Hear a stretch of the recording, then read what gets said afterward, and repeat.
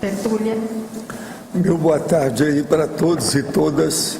Hoje é dia 4 de janeiro de 2012, quarta-feira.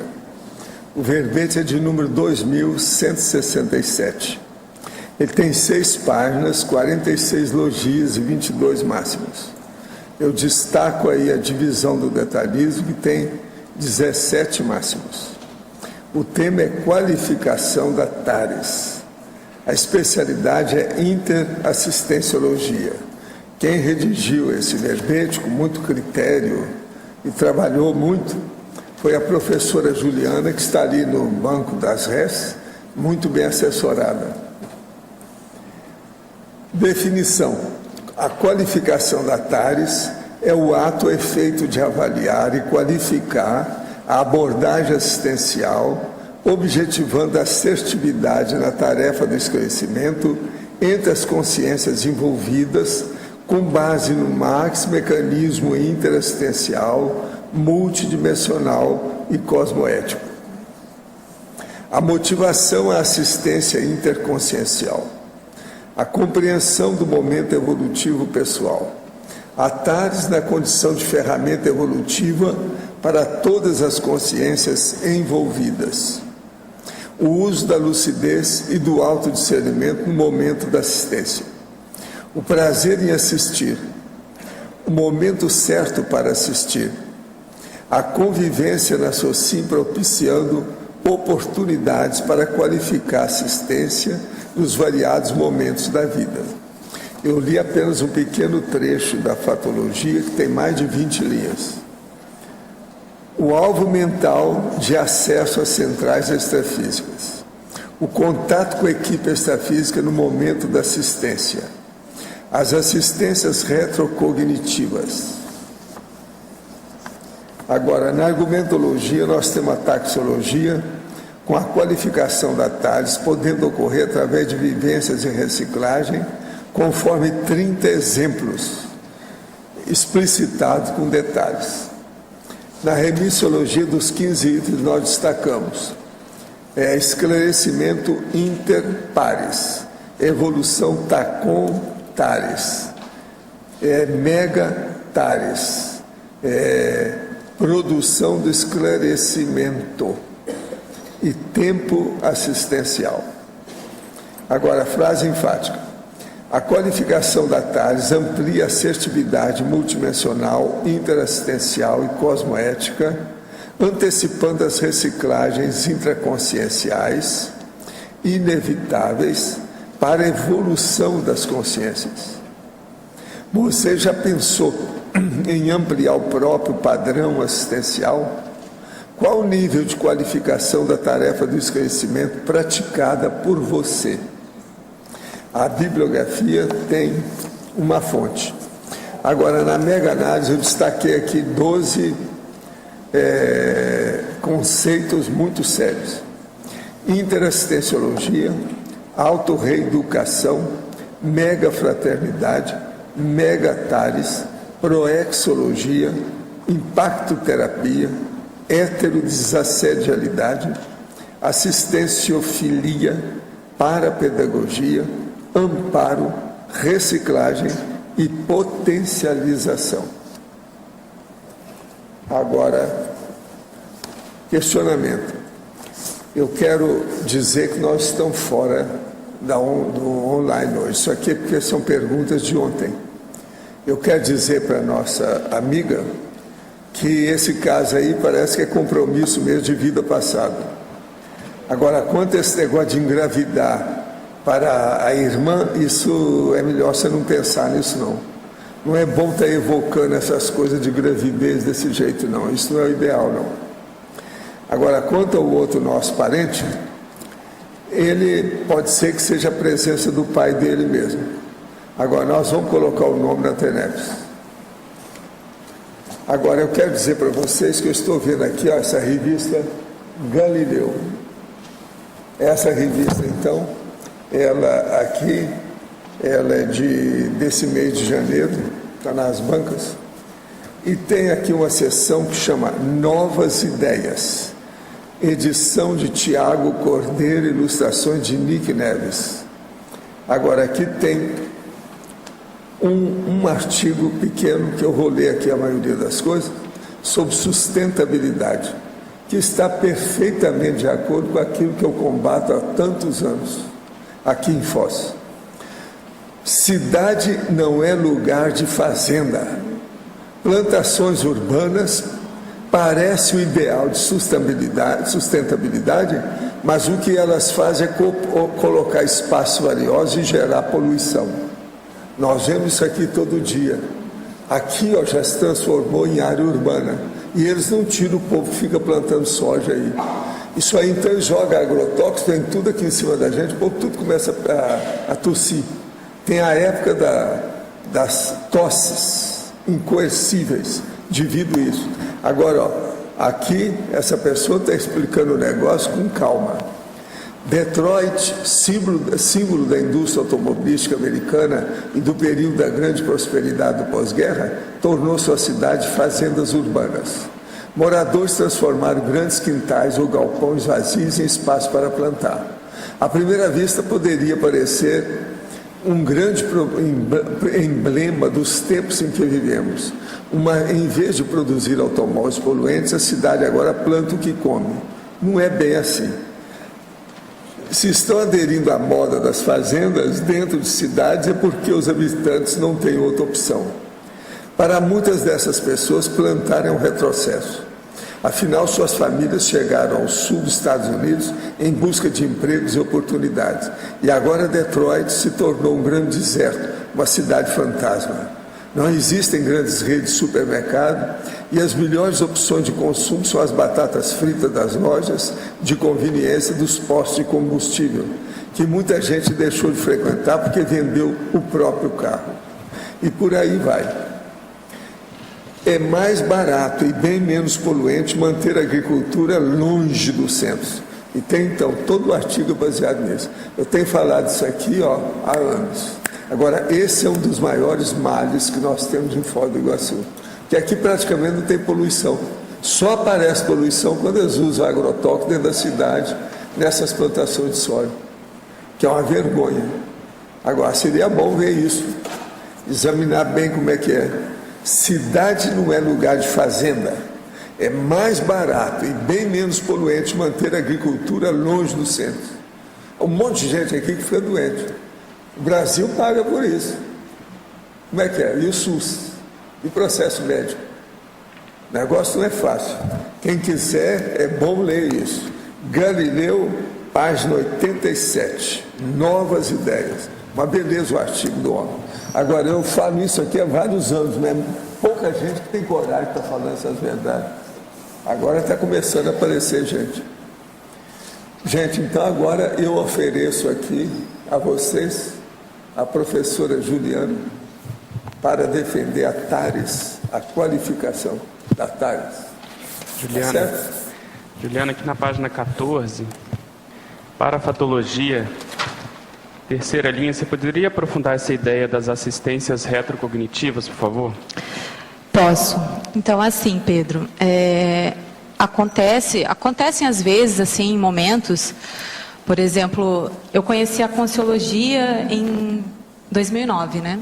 Aí eu tinha já esse perfil de fazer TARES, de esclarecer as pessoas, né? E aí, quando eu entrei no voluntariado, eu comecei a agir dessa forma com a TARES. E aí eu sentia uma dificuldade, às vezes, de fazer a TARES e os próprios voluntários, o grupo, admitir, né? Ou entender que você está fazendo uma TARES. Então, para mim, gerou um conflito no início. Quando eu conhecia a ideia da TARES, eu falei, me achei, né? Aqui foi o que mais me chamou a atenção. E aí eu comecei a aprofundar essa questão de entender mais como fazer TARES, o momento certo de fazer, a abordagem, né? E aí, nesse trabalho que eu fiz, eu comecei a desenvolver mais o processo energético, o parapsiquismo, dentro do processo da docência, da Conciologia e também do voluntariado. E aconteceram algumas assistências dentro de sala de aula, durante o curso integrado de Projeciologia, com alguns alunos, onde eu tinha que esclarecer a pessoa e aquilo ainda não ficou claro naquele momento para aquele aluno. Então ele me procurava no final da aula. E é naquela interação que você tem o docente e o aluno sozinhos, às vezes, assim, ela é mais intensa. Você consegue realmente acoplar mais com a consciencialidade daquela pessoa. E aconteceu de eu fazia várias técnicas, trabalho com EV e tudo mais. E aí vinham ideias, mas não que eu olhei para o aluno e vi uma retrocognição dele, mas vinham ideias de perfil intraconsciencial daquele aluno. E aí eu perguntava para a pessoa, por exemplo, assim, você é agressivo? Não tenho processo de agressividade nessa existência, né, nessa vida. E aquela pergunta para o aluno desencadeava assim ele começava a se autoanalisar. Então, mas aí ele puxava lá de quando ele era criança, alguma coisa que ele tinha um perfil de agressividade, ou alguém foi agressivo com ele. Então, essa questão da assistência retrocognitiva, às vezes quando você acopla bem com um aluno ou com qualquer outra pessoa, vem insights que eu considerei insights de amparo, que às vezes me puxam alguma coisa daquela pessoa acesso a ele de outra vida. Então, não foram muitas vezes, foram poucas vezes que aconteceram. E dessa vez que aconteceu, eu senti que eu estava, foi do final da aula, e era a minha aula naquele dia. Então, tinha um campo que se formou muito grande para isso acontecer. E aí, em conversa com outros professores da equipe, né, da docência, eles, eu já tive essa percepção, eu já tive, às vezes, acessar lá um perfil da pessoa de outra vida passada, sabe? E é uma forma de você esclarecer, porque aquilo ali é o que falta para a pessoa, para ela superar algum trafar, alguma coisa naquele momento, né? Então é basicamente essa ideia aí. Ficou claro? Aqui. Oi. Que tal? Eu gostaria de perguntar dois itens da taxologia, página 17. O item 13, você coloca na autorreflexão, análise refletida para identificar as reais intenções do assistido. Como você trabalha isso? Poderia explicitar? Então, como que eu faço? Quando eu estou fazendo assim uma assistência, ou então uma pessoa vem me procurar para falar sobre um problema, alguma coisa, na verdade, essa taxologia, ela é um item após o outro, assim. Se depois você puder analisar, ver, assim, que eu fiz num crescente. Mas essa questão da autorreflexão é que às vezes você está tão ansioso para fazer uma TARES, ou você está naquele dia assim, bem positivo, aí vem alguém e você, não, vou esclarecer, né? Vou assistir. E você não faz uma autorreflexão ali no momento. A pessoa está falando o que está acontecendo, o problema dela, e você já está pensando no que você vai responder. Sabe aquela fobia de querer já dar uma resposta? Ou então assim, você está com um pouco de pressa e você já quer se liberar. E essa questão de eu autorrefletir foi algo que eu conquistei com esse meu trabalho de qualificar TARES. Por quê? Porque eu tinha esse perfil, às vezes, de já dar resposta, a pessoa lá, legal e tal, mas eu não aprofundava na questão. E acontece, às vezes, que a gente tem que saber ponderar, porque o assistido, saber qual que é a real intenção dele. Por exemplo, um aluno, às vezes ele está no processo de vitimização. Então ele quer, ao invés de você ter que fazer uma TARES de cara, você tem que fazer uma TACOM. Então você vê até onde você pode chegar e aí você faz essa reflexão antes mesmo de você fazer a TARES. Então enquanto a pessoa está falando, você está refletindo. Aí tem um processo de leitura energética que você tem que fazer, né? Para saber até onde você pode ir e como que você vai melhor assistir. Então no momento que a pessoa está ali falando seus problemas, você está fazendo uma autorreflexão para tentar entender qual que é a demanda daquela pessoa. Entende?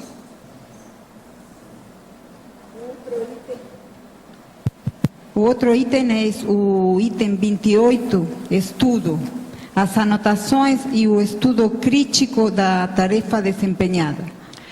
Então, o que eu comecei a fazer, né? Eu fiz algumas análises com relação às minhas tarefas, né? Com relação a TARES.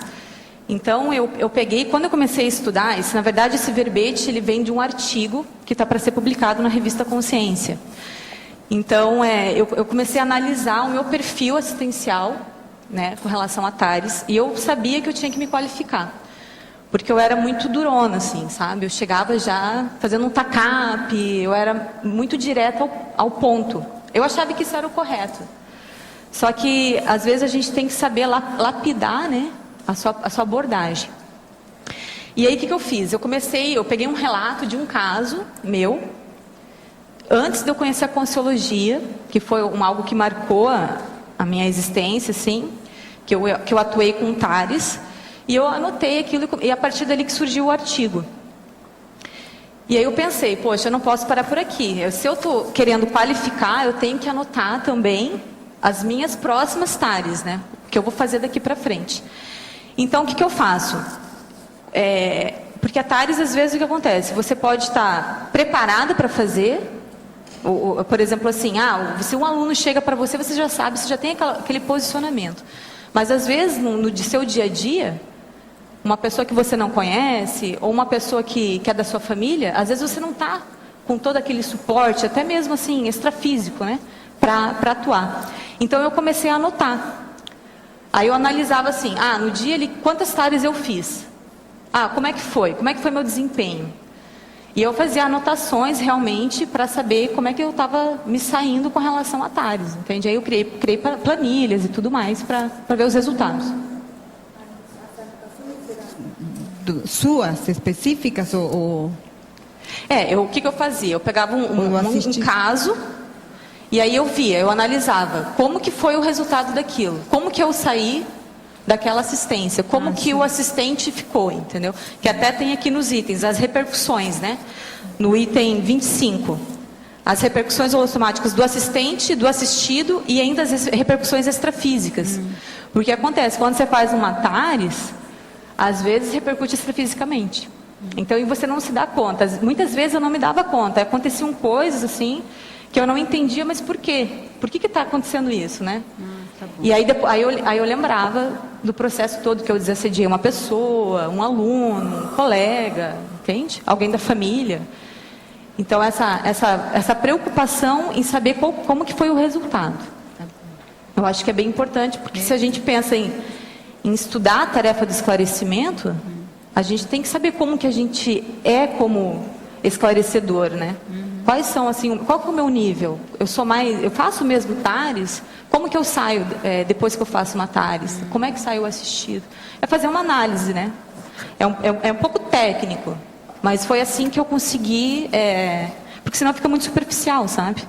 Eu acho que foi bom, eu saí bem, foi positivo, mas você não vai no real problema. E às vezes o que acontecia? Eu investigava e eu via que eu não tinha sido eficiente. Aí eu analisava por quê. Aí vinham os meus processos de autopesquisa, né? Foi impulsividade? Foi impaciência? Eu não tive eu não estava disposta realmente para fazer a TARES? Tá. Ok? Muito obrigada. E para aperfeiçoar, o artigo que eu estou publicando, eu fiz em cima do teste dos 700 experimentos. Agora eu não me recordo qual é, mas ele é na página, entre a página 410, tem aí no final do verbete, na bibliografia. Tá bom?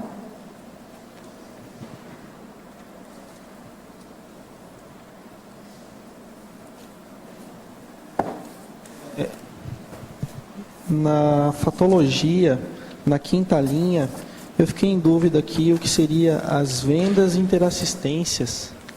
As vendas interassistenciais. Porque aqui, no meu está escrito...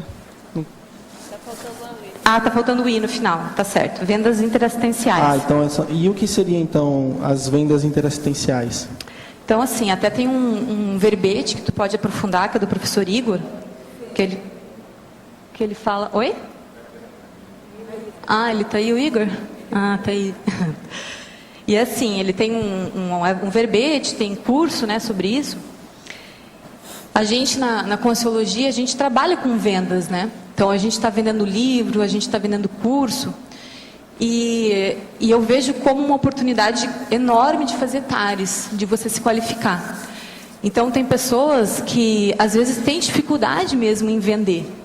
Então, em sala de aula, às vezes o professor ele mostra o livro que tem referência com aquele tema, mas ele tem dificuldade de falar, olha, pessoal, esse livro está à venda, ali na recepção, é só você chegar e se informar. Ou então aquela dificuldade de quando você faz vai fazer uma turma de um curso, você tem que vender aquele curso. E a venda ela tem que ser interassistencial, porque você está ajudando aquela pessoa a evoluir com aquele curso, com aquele livro. E eu nunca tive problema com relação a isso, porque eu sempre trabalhei com vendas, né? Então eu sempre vendi desde pequena lá, meu pai me botava para vender as coisas. Então, assim, e aí nesse processo do voluntariado, eu percebi essa dificuldade, assim, dos professores, dos voluntários, quando vai fazer lá o contato telefônico assistencial, de falar o preço do curso.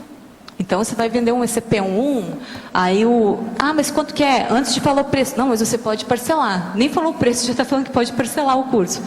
Então, eu tentava mostrar, assim, eu acho que é válido a gente entender que não é o preço que tem que preocupar o aluno, mas sim o processo da evolução.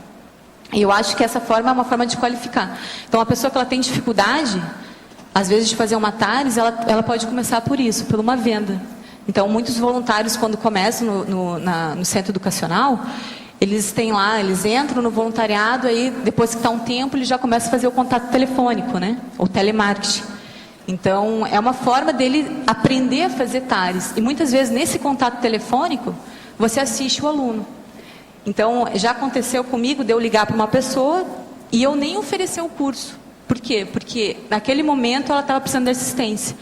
Então, ela nem me conhecia, mas já começava a trazer as demandas pessoais. E aí você indica uma TENEPS. E aí você sente, não é o momento. Não é o momento de você oferecer aquele curso, não é o momento de você...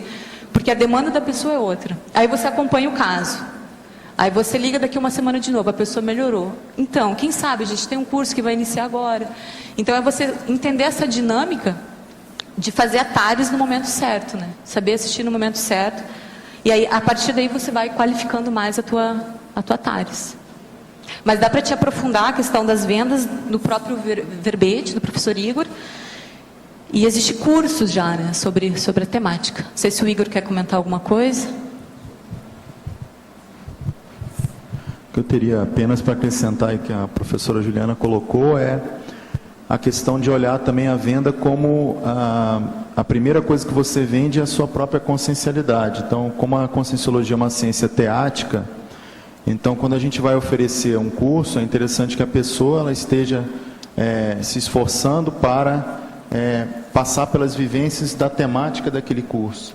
E isso a gente observa é o que facilita mais a venda. Por isso que quando normalmente os professores ou os executivos, ou seja, as pessoas mais responsáveis pela ocorrência daquele evento, daquele curso, elas estão, vamos dizer assim, em dia com a sua autopesquisa, não há muita dificuldade em se fechar a turma. Né? Então, esse processo vamos dizer assim, aí fazendo gancho com o tema de hoje, a AutoTARES ela viria em primeiro lugar, como um qualificador para que você possa fazer assistência ali através de um exemplarismo. Isso às vezes não precisa ser dito, entende? É um processo natural.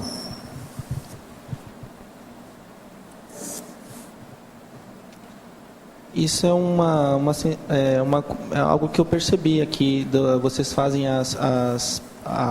os comerciais, as propagandas, as pessoas falam do curso, mas se a gente for traçar um paralelo com o processo de mercado, né, aberto, corporativo, é um processo agressivo, né? É uma coisa massiva, né? Hoje existem várias ferramentas que se utilizam, inclusive que invadem a privacidade do indivíduo, né?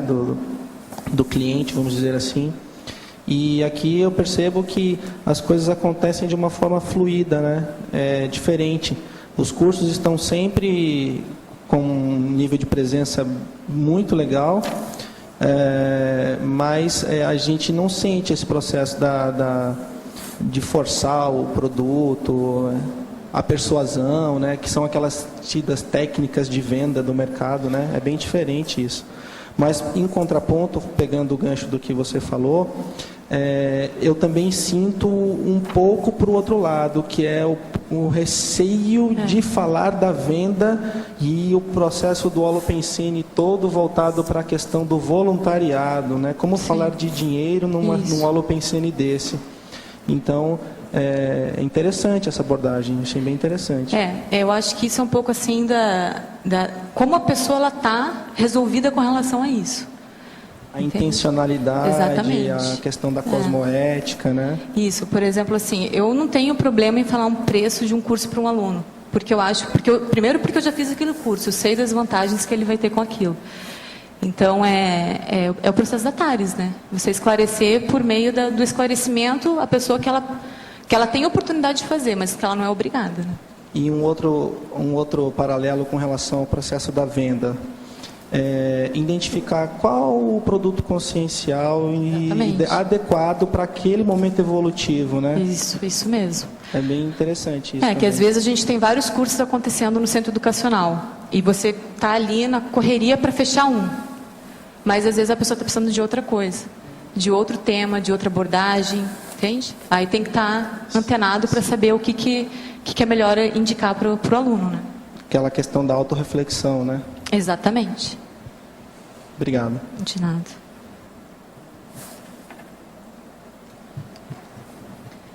Professor, B, aqui em cima.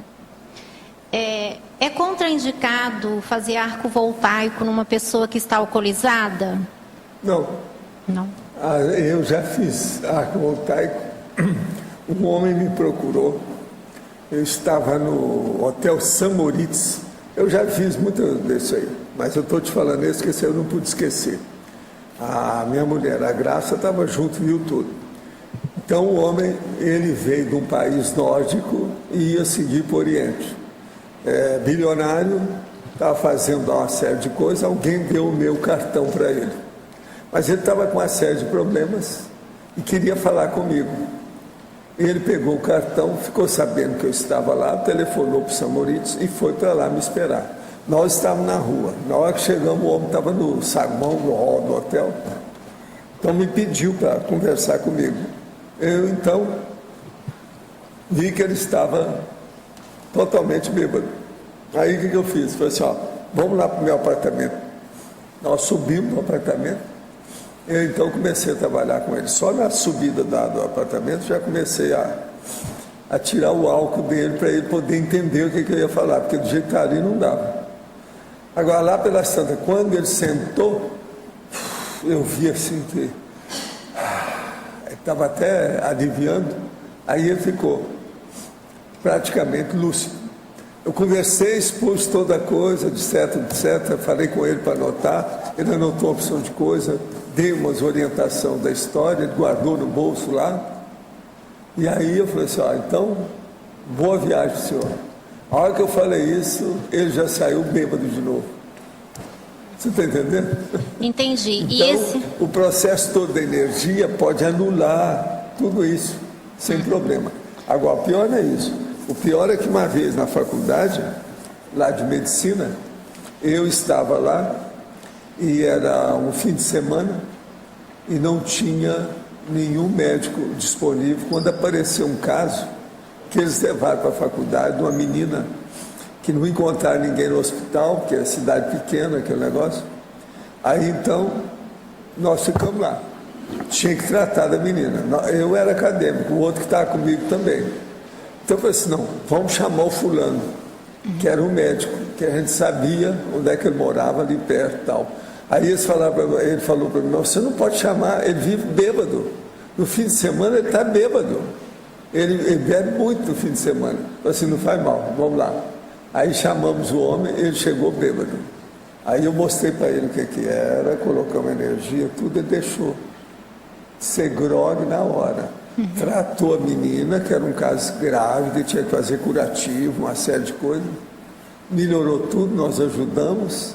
A hora que ele estava tirando o jaleco para pôr a roupa de novo, para ir embora para casa, você já via que ele estava bêbado de novo. Nossa. Seu médico.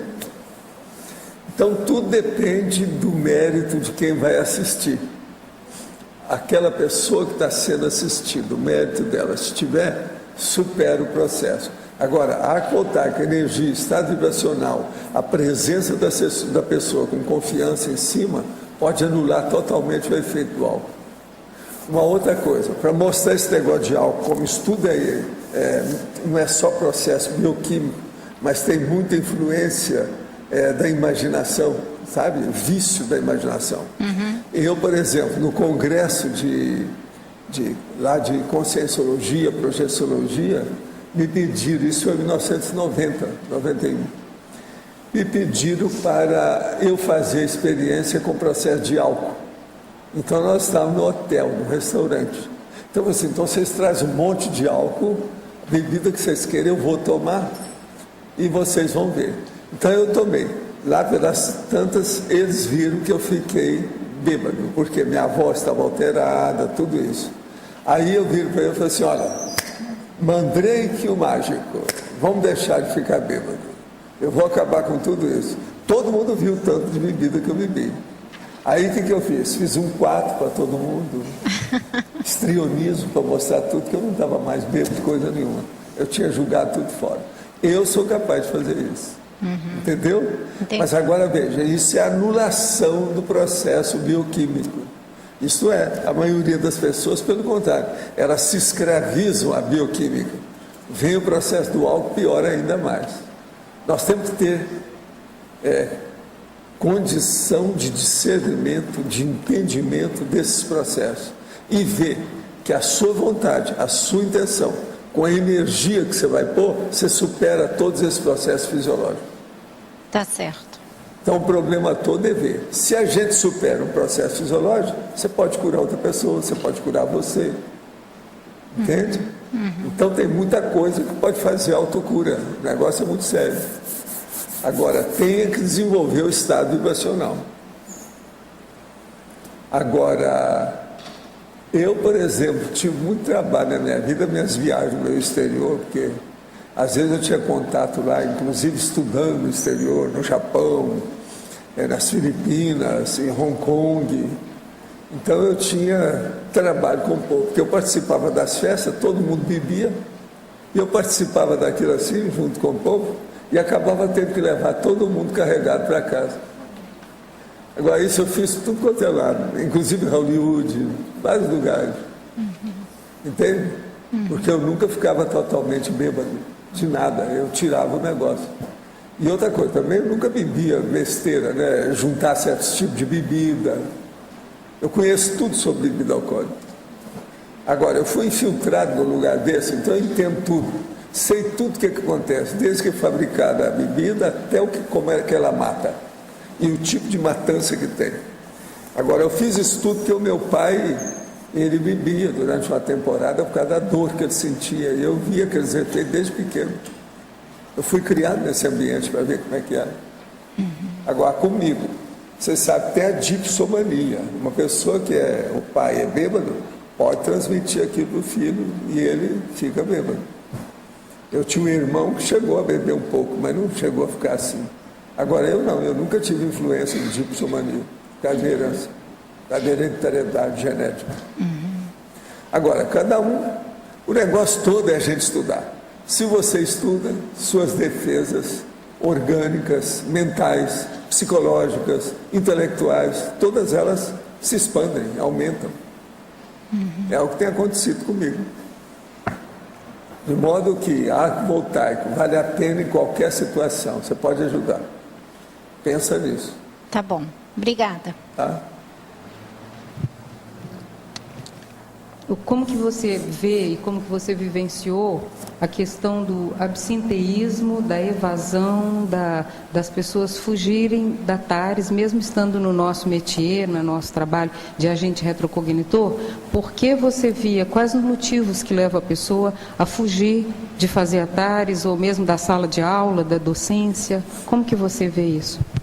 Então, Malu, assim, eu acho que a maior dificuldade que a pessoa foge da TARES é que ela vai ter que se autoenfrentar também, né? Então a gente fala de autopesquisa, de autoenfrentamento, de ter que esclarecer as outras pessoas.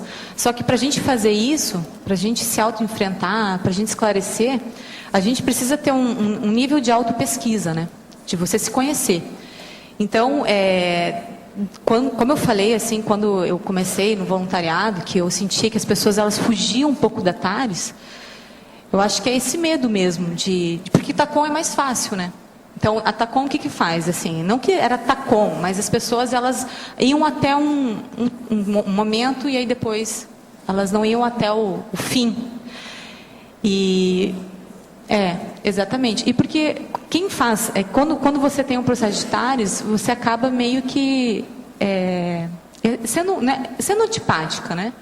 Por quê? Porque você às vezes está mexendo na ferida ali da pessoa, do grupo, das decisões. Então, mesmo dentro do voluntariado, às vezes eu vejo que é mais fácil colocar panos quentes, você ser bem visto, né? Tem esse processo também da autoimagem. Então, as pessoas começam a te olhar com outros olhos, né? Por exemplo, se você faz TARES, se você se posiciona com relação às coisas, você acaba meio que tendo um processo de exclusão. Só que aí você tem que saber conviver com isso. E foi isso que eu fiz. Falei assim, peraí, mas eu estou fazendo o que eu acho que é o correto. E mesmo assim, aí que veio a qualificação, né? Falei assim, peraí, mas se eu tô fazendo TARES e está acontecendo muito isso, então eu tenho que me qualificar. Eu tenho que me analisar com relação à minha abordagem, não deve estar totalmente correta, né? Entender mais o processo, o time da pessoa, porque eu sou muito acelerada, então eu sou muito prática. Vamos sentar aqui, vamos resolver. E às vezes a pessoa com quem está convivendo ali no grupo, ela é mais de um outro ritmo. E aí alguém tem que ter uma concessão. E aí você tem que trabalhar esse processo de você entender mais o outro, saber respeitar aquele momento. E, de certa forma, com o tempo, as pessoas elas vão mudando. Porque se você está convivendo em grupo e você não abre mão de fazer a TARES, mas você quer qualificar, as pessoas elas começam a ver que você está trabalhando com relação a isso. E o grupo você aprende também convivendo. Então, lá em Curitiba, eu aprendi muito com algumas pessoas no processo de ser mais calma, de ter aquele processo mais meigo, sabe? Que às vezes que realmente eu não tinha muito, né? Então, aí é uma troca. E aí, então, vem o feedback. Poxa, Ju, eu acho muito, muito legal você ser bem prática. E aí eu falava para a pessoa, eu acho bacana esse seu lado mais tranquilo. Então, é uma troca de experiências, né? Agora, eu acho que é isso que é o maior, assim. A TACOM, você não tem que trabalhar muita coisa, né? Você é sempre bonzinho, você não assume as responsabilidades, você não toma decisões, então fica mais fácil. Eu acho que é essa a grande dificuldade, assim, das pessoas assumirem fazer TARES entre o grupo, entre dupla evolutiva, sabe? Eu vejo assim também que há uma certa confusão de estilos, porque a pessoa pensa que TACOM é uma abordagem consoladora, que só que passa a mão na cabeça, e não é. Existe a TACOM intrafísica, que é, por exemplo, a pessoa usar muito mais conceitos de psicologia, de administração de empresas, da filosofia, de qualquer área humana, parecendo que é uma TARES denorex, que não é, na verdade. Então, eu vejo assim, que nem sempre a TACOM é entendida nesse outro ângulo, que o ângulo óbvio a gente já sabe, não, isso é assim mesmo, isso vai passar, isso todo mundo conhece. A religiosa, muito mais por causa da doutrinação. Mas existe uma outra forma de TACOM, que é a pessoa conhecer a informação que vai realmente ajudar a esclarecer a pessoa, e ela sim abrir mão e dar uma mais ou menos da psicologia, você entende? De qualquer outra área, porque essa vai ser bem aceita, essa nunca vai provocar um mal-estar. Pode provocar pela ignorância da pessoa, mas ela não vai causar o desconforto, porque ela não vai na recim. Ela pega só na superfície. É, placebo. Isso mesmo.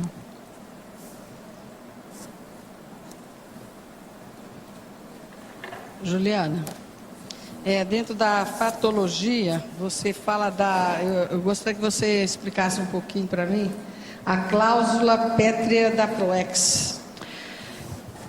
Então, o que é a cláusula pétrea, né? É a base, né? Eu vejo assim, qual que é a minha base da minha PROEX? Para mim, é assistência. E eu escolhi por fazer TARES. Logo que eu comecei, eu fiz o meu primeiro CIP, né? Eu me identifiquei com a tarefa de esclarecimento. E eu me encontrei, né? É aqui o meu lugar. E para mim, eu acho que é isso. A gente tem que identificar qual que é a nossa base de assistência. qual que é a sua cláusula pétrea da sua PROEX, né? O que é a PROEX? É a sua programação. Então, o que eu vou fazer para me qualificar? Porque se eu escolhi ser assistente, eu tenho que me qualificar com a TARES. Então, cada um tem que identificar qual que é o seu nível, né? O seu nicho aí de base de PROEX para estar aperfeiçoando e qualificando, né? Sim, mas subentendendo aí da PROEX, a PROEX não seria a TARES? Porque a programação existencial, a professora fala que não é de todo mundo, já não estaria dentro dessa direção? Não entendi a sua pergunta. Não, porque TACON seria aquela das igrejas, aquele que a gente já estava acostumado e tal, e que a TARES é uma coisa mais recente, né, dentro da Conscienciologia. Sim. Não é isso? Então, quando ela é a pétrea da PROEX, eu entendi que a PROEX não é todo mundo que tem. Acho que mesmo a gente aqui, talvez nem eu, sei lá. Entendeu? Então, é uma tentativa de mudar o foco, de tentar melhorar, de tentar compreender a si primeiro, depois os outros. Eu acho que aí cada um tem que analisar. Por exemplo, assim, quem tem PROEX, quem não tem, eu também não saberia te falar. Só que isso, para mim, é uma cláusula. Aí a gente tem o verbete que você pode identificar. Então, para mim, a minha PROEX é fazer assistência. E eu escolhi pela TARES. Então, se eu já fiz TACON, com certeza já fiz. Só que agora, no meu momento evolutivo, eu quero me qualificar com isso. Juliana, posso dar uma contribuição? Pode. A questão da cláusula pétrea, dentro do conjunto de objetivos que tem dentro de uma PROEX, há aqueles objetivos que são inegociáveis. Ou seja, vamos supor aqui, tá? De uma maneira simplificada, vamos dizer que tem 10 objetivos que você tem que realizar ao longo da sua vida. Tem 3 ali que você não pode deixar de fazer. Então, isso é uma analogia, dentro da área do direito, de um contrato. Existem aquelas cláusulas que são cláusulas pétreas. Por exemplo, na Constituição, tem o mesmo conceito. Então, é aquilo que não se mexe. Outras variáveis dentro daquele contrato, dentro daquele documento, são mais flexíveis, mas aquele conjunto não. Então, uma vez que você tem isso, quer dizer, transpondo isso para a condição da PROEX, dentro da programação existencial, você veio realizar uma série de coisas em várias áreas, dentro da família, dentro de um determinado grupo, lá, por exemplo, Uberaba e outras mais. Mas, dentro desse conjunto de objetivos, alguns você tem que realizar, não pode deixar de fazer. Isso é a cláusula pétrea da PROEX, que vai variar de pessoa para pessoa. Quando você fala TARES é muito amplo. Agora, às vezes, a cláusula pétrea da pessoa é TARES sobre um determinado assunto. Então, pode ser que o Olegário vai fazer a TARES, quer dizer, está dentro da cláusula pétrea dele, abordar determinado tema. Outra pessoa também vai fazer a TARES, mas vai fazer sobre outro tema específico.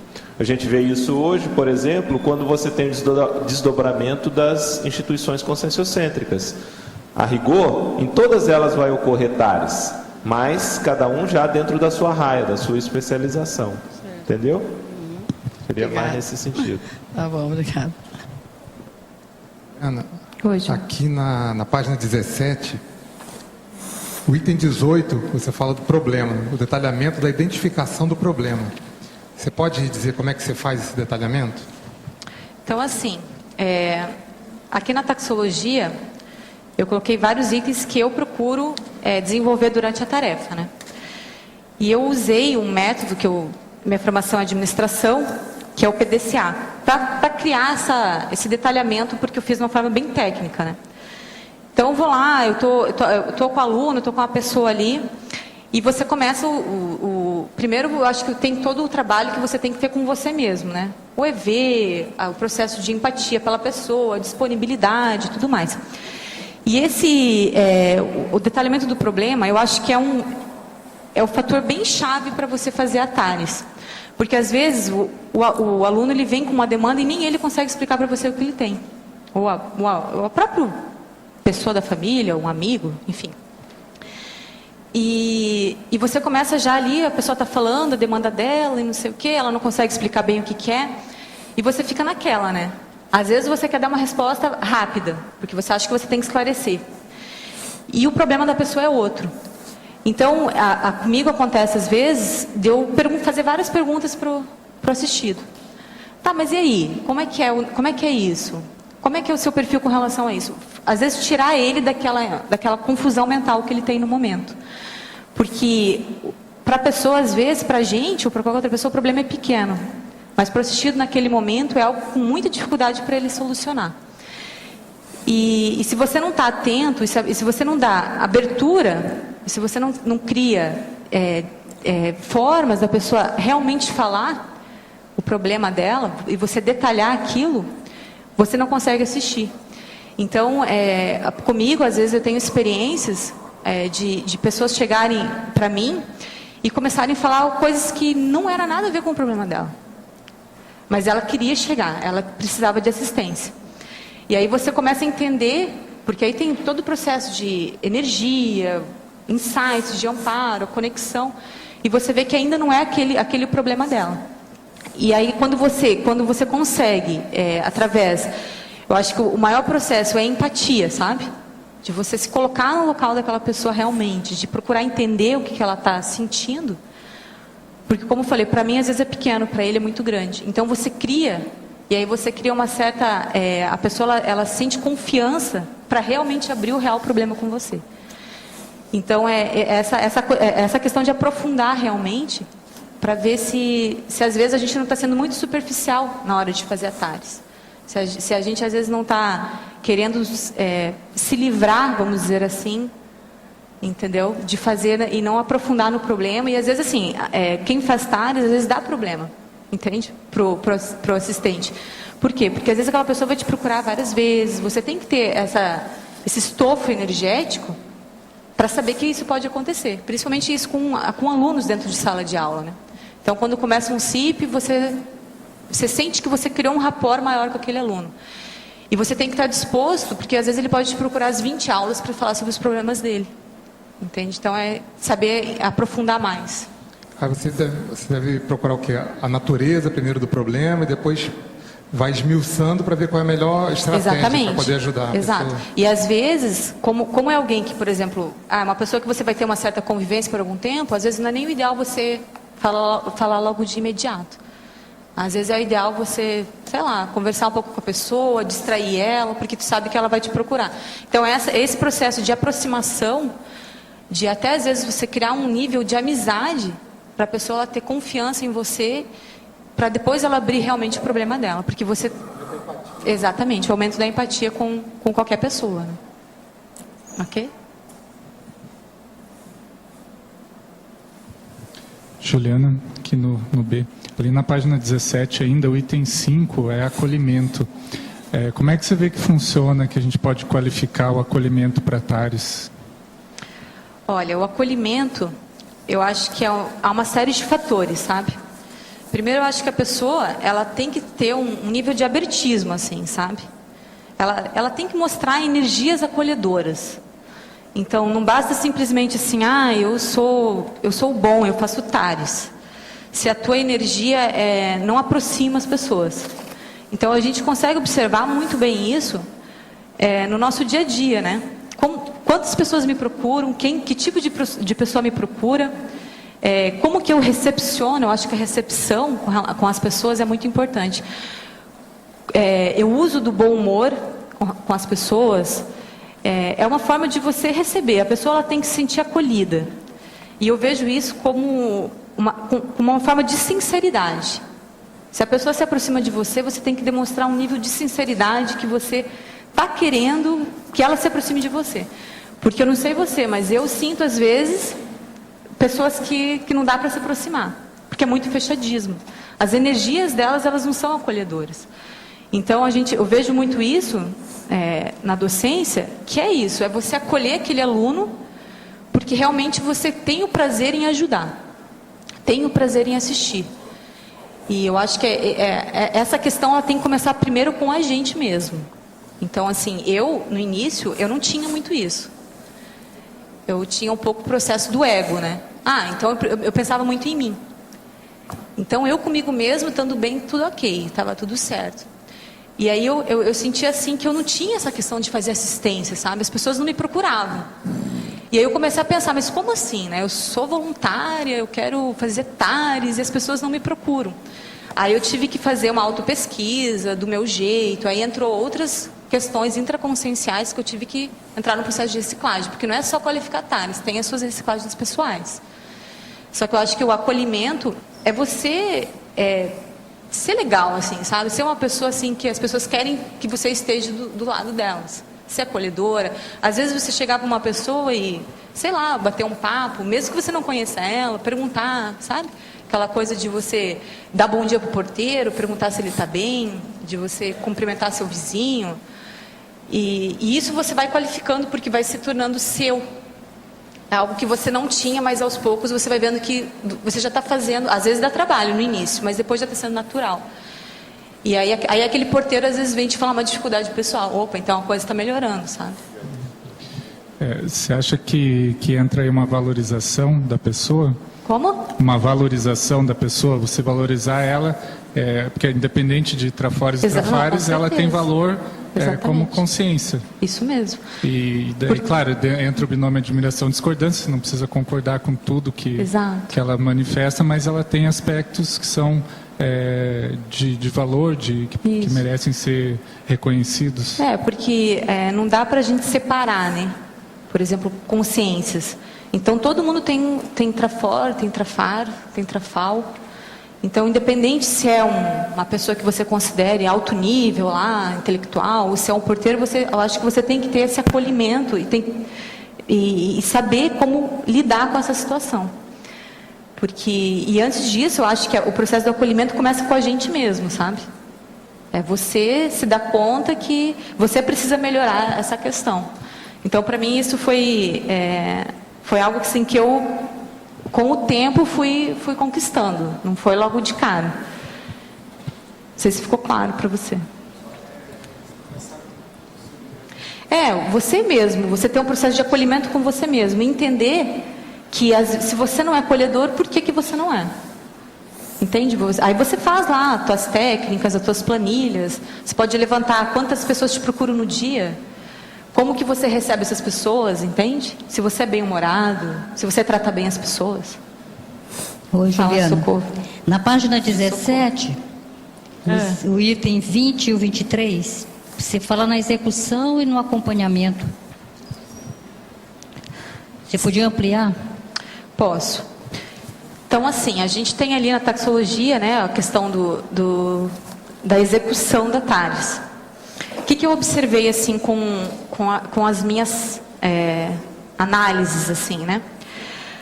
Nem sempre eu às vezes tinha todo esse processo aí do EV, do acolhimento, da empatia, a intencionalidade, o rapport, e na hora de executar TARES, às vezes eu não executava, ou eu não era eficiente, não tinha eficácia. E aí eu começava a analisar. E aí nesse processo de você analisar como que você realmente executou a TARES, porque quando você entra num processo de pesquisa, às vezes exacerba muita coisa, né? Então eu comecei a qualificar minha TARES, e aparece um monte de trafar que tem que superar junto. E aí você começa a ver que às vezes um trafar seu, que você ainda não superou, na hora da TARES ele aparece. Entende? Por exemplo, assim, a questão de ser muito prática. É um trafar, sei lá se é um trafor, mas às vezes na TARES, se você é muito direto, você não teve o assistido, ele não deu o resultado ideal. Então eu comecei a analisar, e essa análise eu fazia porque, por exemplo, assim, eu tento acompanhar o caso, se é dentro da minha família, se é com a minha dupla, se é com um aluno, eu tento acompanhar para ver como que o aluno ficou depois da minha conversa, do meu esclarecimento. Então eu faço essa questão de fazer essa execução, né? De ver se foi assim, como eu planejei. Será que eu atingi o meu objetivo com relação a essa TARES? Será que eu posso melhorar mais alguma coisa? Então é você fazer essa análise. E o outro qual foi que você pediu?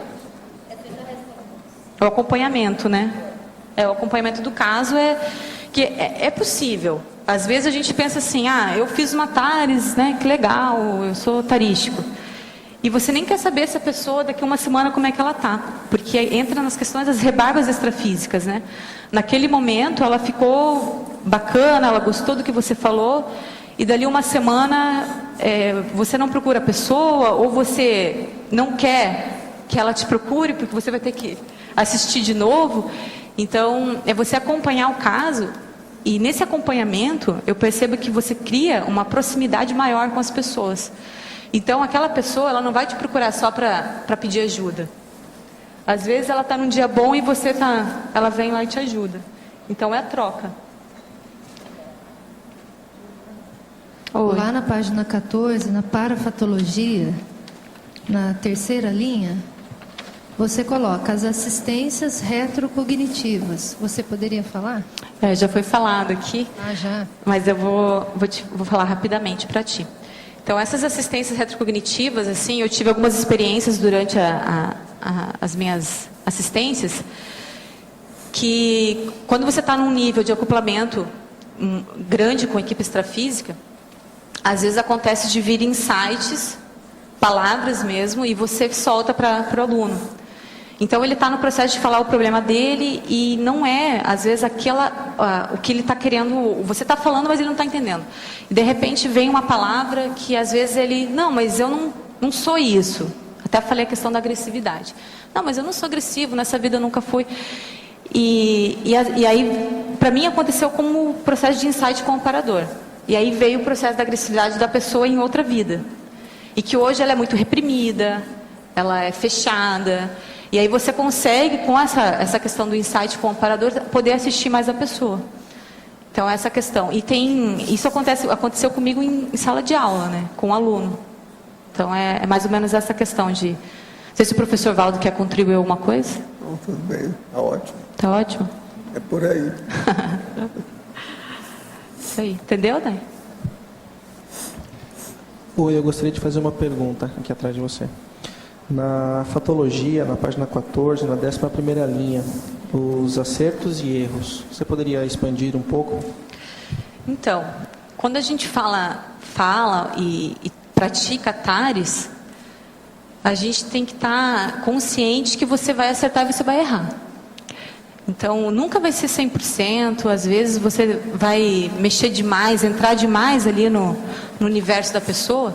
Então, você tem que saber o limite certo de você adentrar. E estar consciente que se você está fazendo TARES, você vai atingir o objetivo ou não. Então, às vezes as pessoas elas não fazem TARES com medo de errar. Entende? Com medo de, não vou ser assertivo, então nem vou fazer, não vou nem tentar. Então, é tá consciente que, ao mesmo tempo que você está esclarecendo, às vezes você pode estar errando mesmo, entendeu? Você não vai ser totalmente assertivo. E, às vezes, você pode acertar totalmente. É só não ter medo, entende? De encarar TARES. Assim. Certo. Aí eu lhe pergunto, a probabilidade de errar existe, realmente, eu admito isso. E como se portar diante de uma situação onde você está fazendo esclarecimento e você posteriormente identifica que errou? Como se posicionar novamente sem perder, enfim, e ser eficiente, né? Reconhecer o erro perante aquela consciência que está sendo assistida e resolver a situação, né? Eu vou falar assim eu acho que nem é contornar, é não fugir, sabe? Não, tudo bem, mas enfim, é dissolver a situação. Eu vou falar assim do meu caso. Já aconteceu de eu errar na TARES, não ser a melhor TARES do cosmos, né? E a pessoa ficar magoada comigo e gerar algum tipo de estresse. Eu vou lá e peço desculpa. Entendeu? Eu vou lá, olha, desculpa aí, carreguei nas tintas, né? Mas, e é engraçado que às vezes a pessoa, o assistido, ele sabe que tu tem razão. Só que a abordagem como que você fez não foi o correto, não foi o ideal. Então, você começa a lapidar a sua abordagem.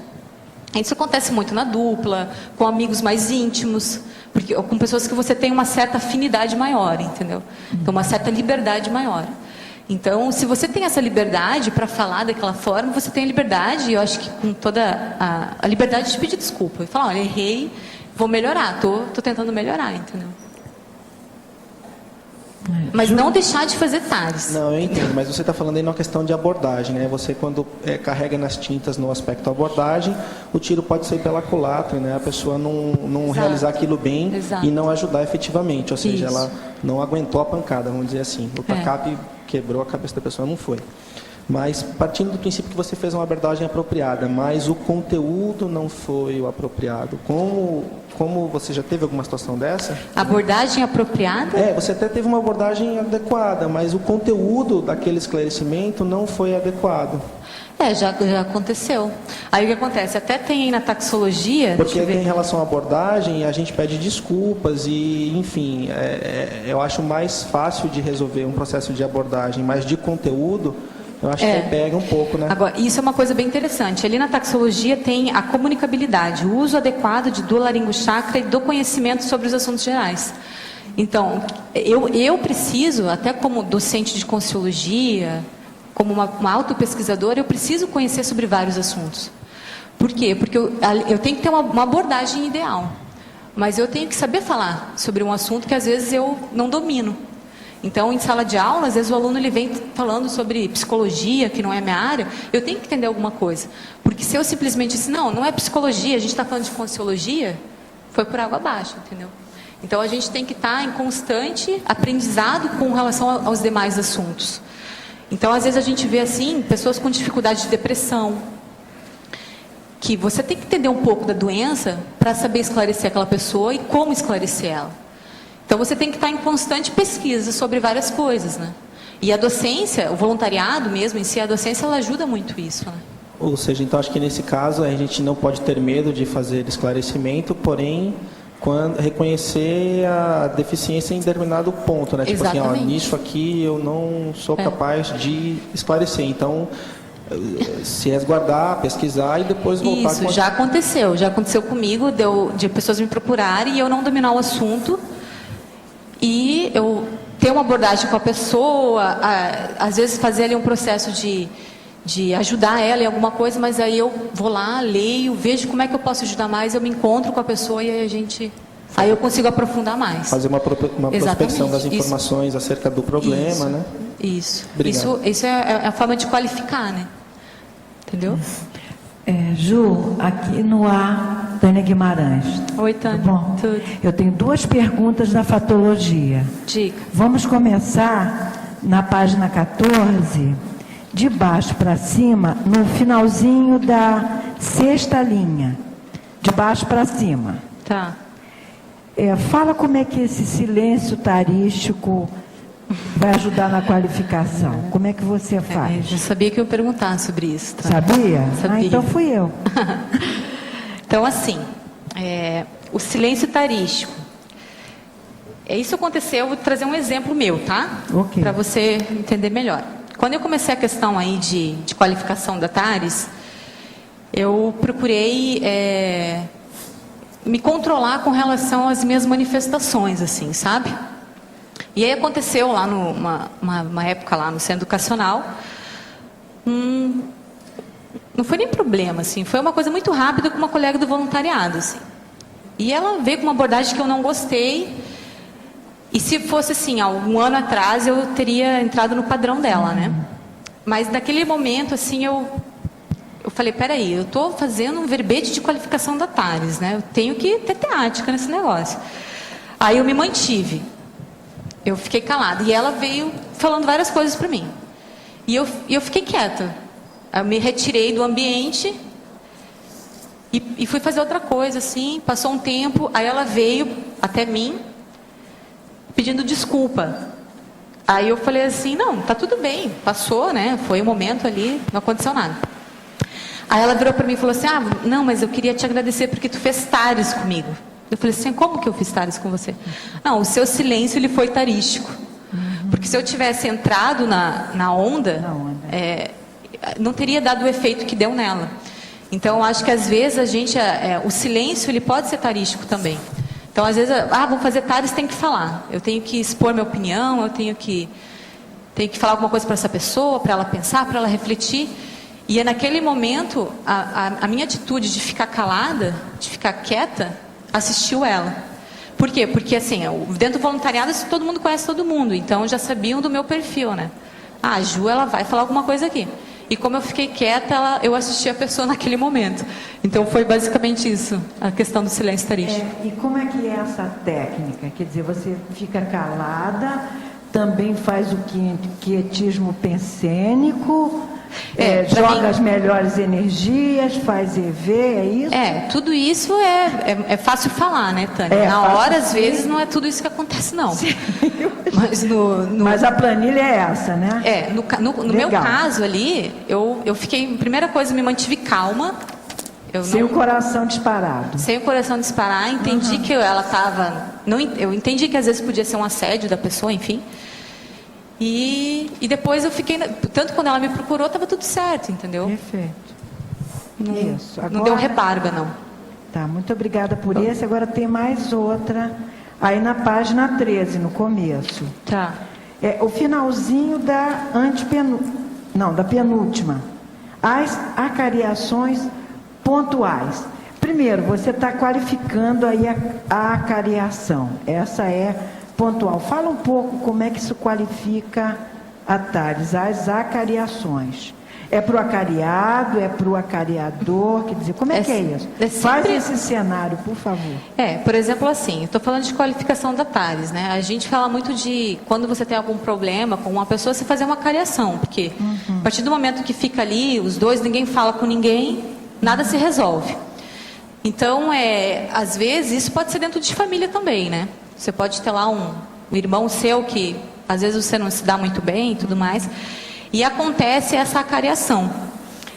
E comigo, eu já percebi de ter acariação e não ter dado resultado positivo nenhum.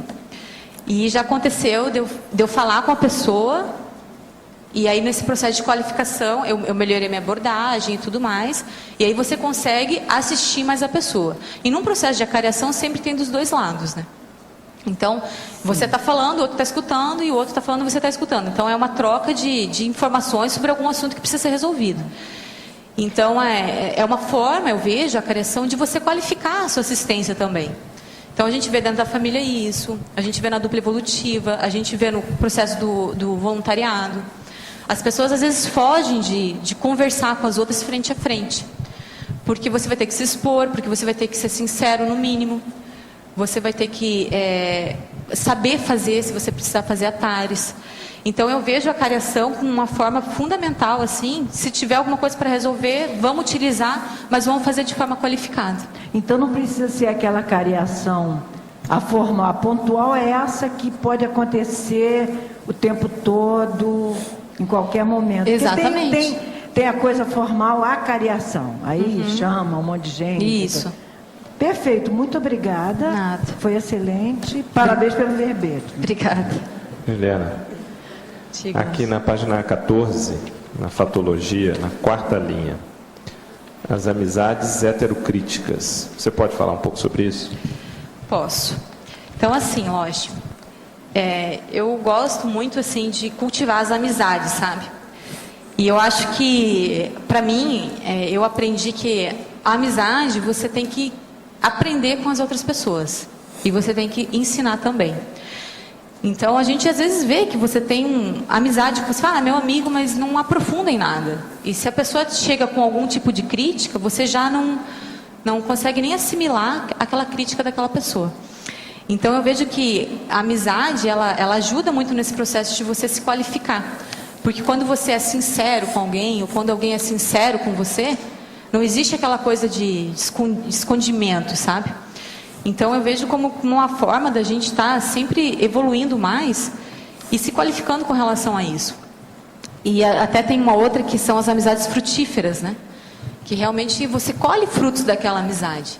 Então, a gente vê assim, uma pessoa que te ajuda em alguma coisa, ou que chega e fala para você, olha, Juliana, você pegou pesado, quem sabe você faz diferente. Você sente na energia da pessoa que ela está te fazendo uma crítica, mas ela quer ver o seu bem. Então, e são poucos, assim, né? Não são muitas pessoas que às vezes você consegue ter essa empatia, essa facilidade. E essas que tem, a gente tem que valorizar. Então, eu vejo isso muito na dupla. Não quero puxar sardinha aqui pro Olegário, não, gente. Mas eu vejo muito essa questão de ter crítica, E a pessoa, porque ela quer realmente ver seu bem, né? Então, a amizade, ela não precisa ser só entre amigos, pode ser entre dupla, pode ser entre família, pai e mãe, entendeu? É o colher, né, os frutos aí das críticas e, enfim, aperfeiçoar mais. Juliana, você já respondeu para a Tânia a questão do silêncio, mas eu acho assim, que pode ampliar bem esse conceito da TARES silenciosa. Da TARES, uma pessoa, às vezes, o fato dela te fazer companhia, ela está ao seu lado, em silêncio, é um processo esclarecedor. Porque, às vezes, numa circunstância similar àquela, você teve a oportunidade e não fez isso. Entende? Então, perdeu aquela oportunidade. Então, você está procurando valorizar agora a oportunidade que surgiu de ficar junto com a pessoa, fazendo companhia. Às vezes, um telefonema para perguntar se está tudo bem, ele pode funcionar assim. Por quê? Porque quando você não estava bem, aquela pessoa não fez aquele movimento. Então, eu acho que a gente aprende muito também com os erros, não pessoais só, mas das outras pessoas, para não fazer o mesmo. Então, quando você faz o diferente para mostrar para a pessoa, sem qualquer tipo de imposição, que aquela não é a conduta ideal, que existe uma outra opção, uma outra possibilidade, a gente também está esclarecendo e inclui essa companhia silenciosa, é o silêncio esclarecedor, né?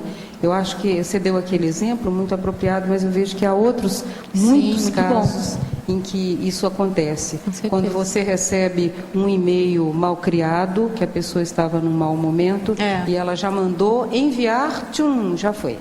Agora não tem jeito, e ela está em casa se sentindo mal porque mandou aquilo para você. Sim. Então, ao invés de receber aquele impacto energético, responder na mesma moeda ou ficar num silêncio constrangedor, você pode aguardar a primeira oportunidade e mostrar que nada mudou, que a relação é a mesma, que você compreende aquele contexto ali que aconteceu naquela hora e pode até aproveitar para esclarecer, para não botar o dedinho no enviar sem refletir, porque às vezes pode dar um rolo federal, né? Muito bom, Mauro.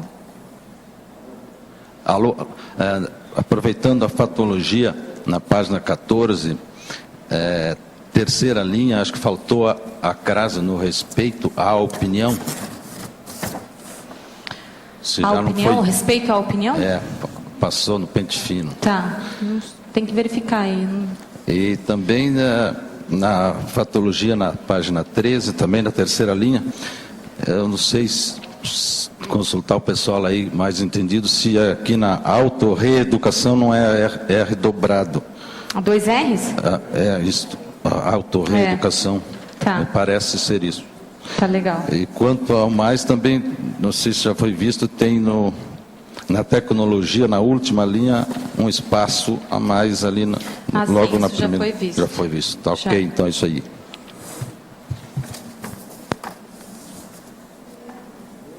Oi. Você poderia aprofundar essa questão do uso da libertação psicológica?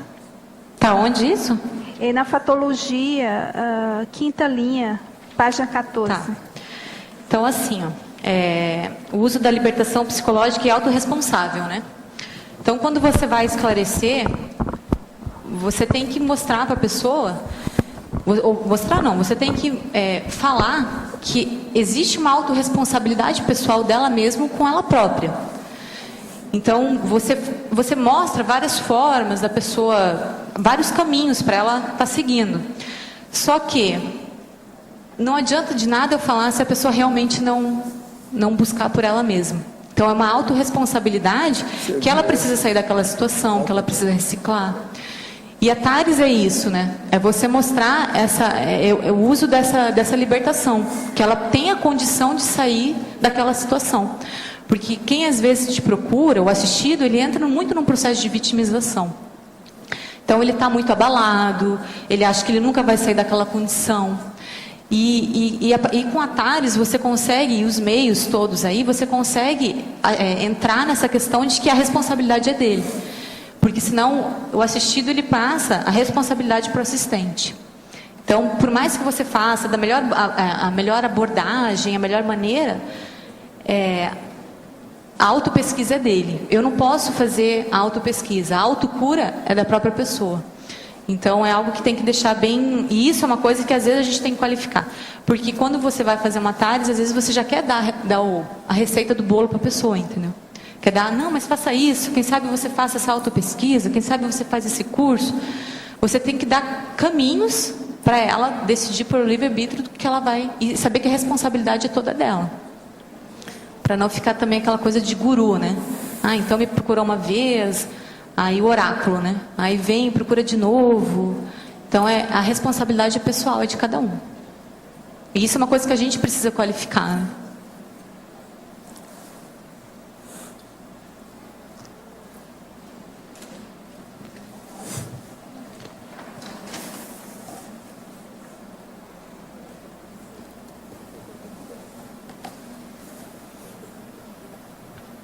Um de cada vez. Oi, Juliana B. Oi. Jaqueline. Na fatologia, a preocupação com a autoimagem. Tá, essa é na página 13, né? Isso. Então, assim, o que eu identifiquei aí nesse meu trabalho aí de qualificação da TARES? Que, às vezes, a gente se preocupa demais com a nossa autoimagem. O que os outros vão pensar de mim? Como é que eu sou vista, né, pelas pessoas? Você tem que ter uma preocupação, né? Só que, às vezes, isso não pode ser um empecilho para você fazer a TARES. Então, às vezes, a pessoa não faz TARES porque ela quer ser bonzinho. Porque ela quer ter a imagem daquela pessoa boa, que só faz o bem, que não tem posicionamento, ou é assim, que se posiciona, mas é político, sabe? Então, essa questão aí da não preocupação, a preocupação com a autoimagem, é isso, assim, às vezes a gente tem que ter uma preocupação, mas ela não pode ser um empecilho para você não fazer a TARES, porque às vezes a tua imagem está congelada, né? Você tem um perfil, aí você vai desenvolvendo do parapsiquismo, vai fazendo autopesquisa e você inevitavelmente vai reciclar. E às vezes a pessoa ela tem esse medo de que, assim, puxa, mudei, e agora? Não vou ser mais aceito no grupo. Então, você tem que estar ciente que a partir do momento que você se posicionar, que você der suas ideias, alguma coisa vai reverberar no grupo, na pessoa, na família, enfim. Então, a pessoa que ela tem muita preocupação com a autoimagem, ela acaba não fazendo TARES. Para ser boazinha, entendeu? Para ter aquele perfil mais de... padrão mais político, né? Ser mais aceito, assim, no grupo, né? Então, essa questão aí da autoimagem. E na página 14, fatologia também, esse despertar dos dormidores evolutivos seria e não perder a oportunidade de fazer a TARES. Como é que é? Pode repetir? O despertar dos dormidores evolutivos. Quarta linha de cima para baixo. Esse aí ele tem até no teste dos 700 experimentos, né? Que a TARES é isso mesmo, né? Você está ali para... O que é um dormidor? É a pessoa que dormiu ali no processo evolutivo. Então, estagnou. Então, você tem que, a partir do momento que você tem a oportunidade de fazer TARES, esclarecer aquela pessoa que ela tem que se mexer, que ela tem que correr atrás do tempo perdido. Então, essa é uma forma de você fazer TARES, né? Trazer essa questão da pessoa mesmo para ela voltar mais para a evolução pessoal. E a TARES, quando você começa a fazer isso, você começa a perceber que às vezes isso você nem pensa que você está fazendo isso, mas inevitavelmente quando você faz uma TARES, você já está ajudando a pessoa a sair daquele padrão, daquele nível. Você está ajudando ela a se despertar. Ok?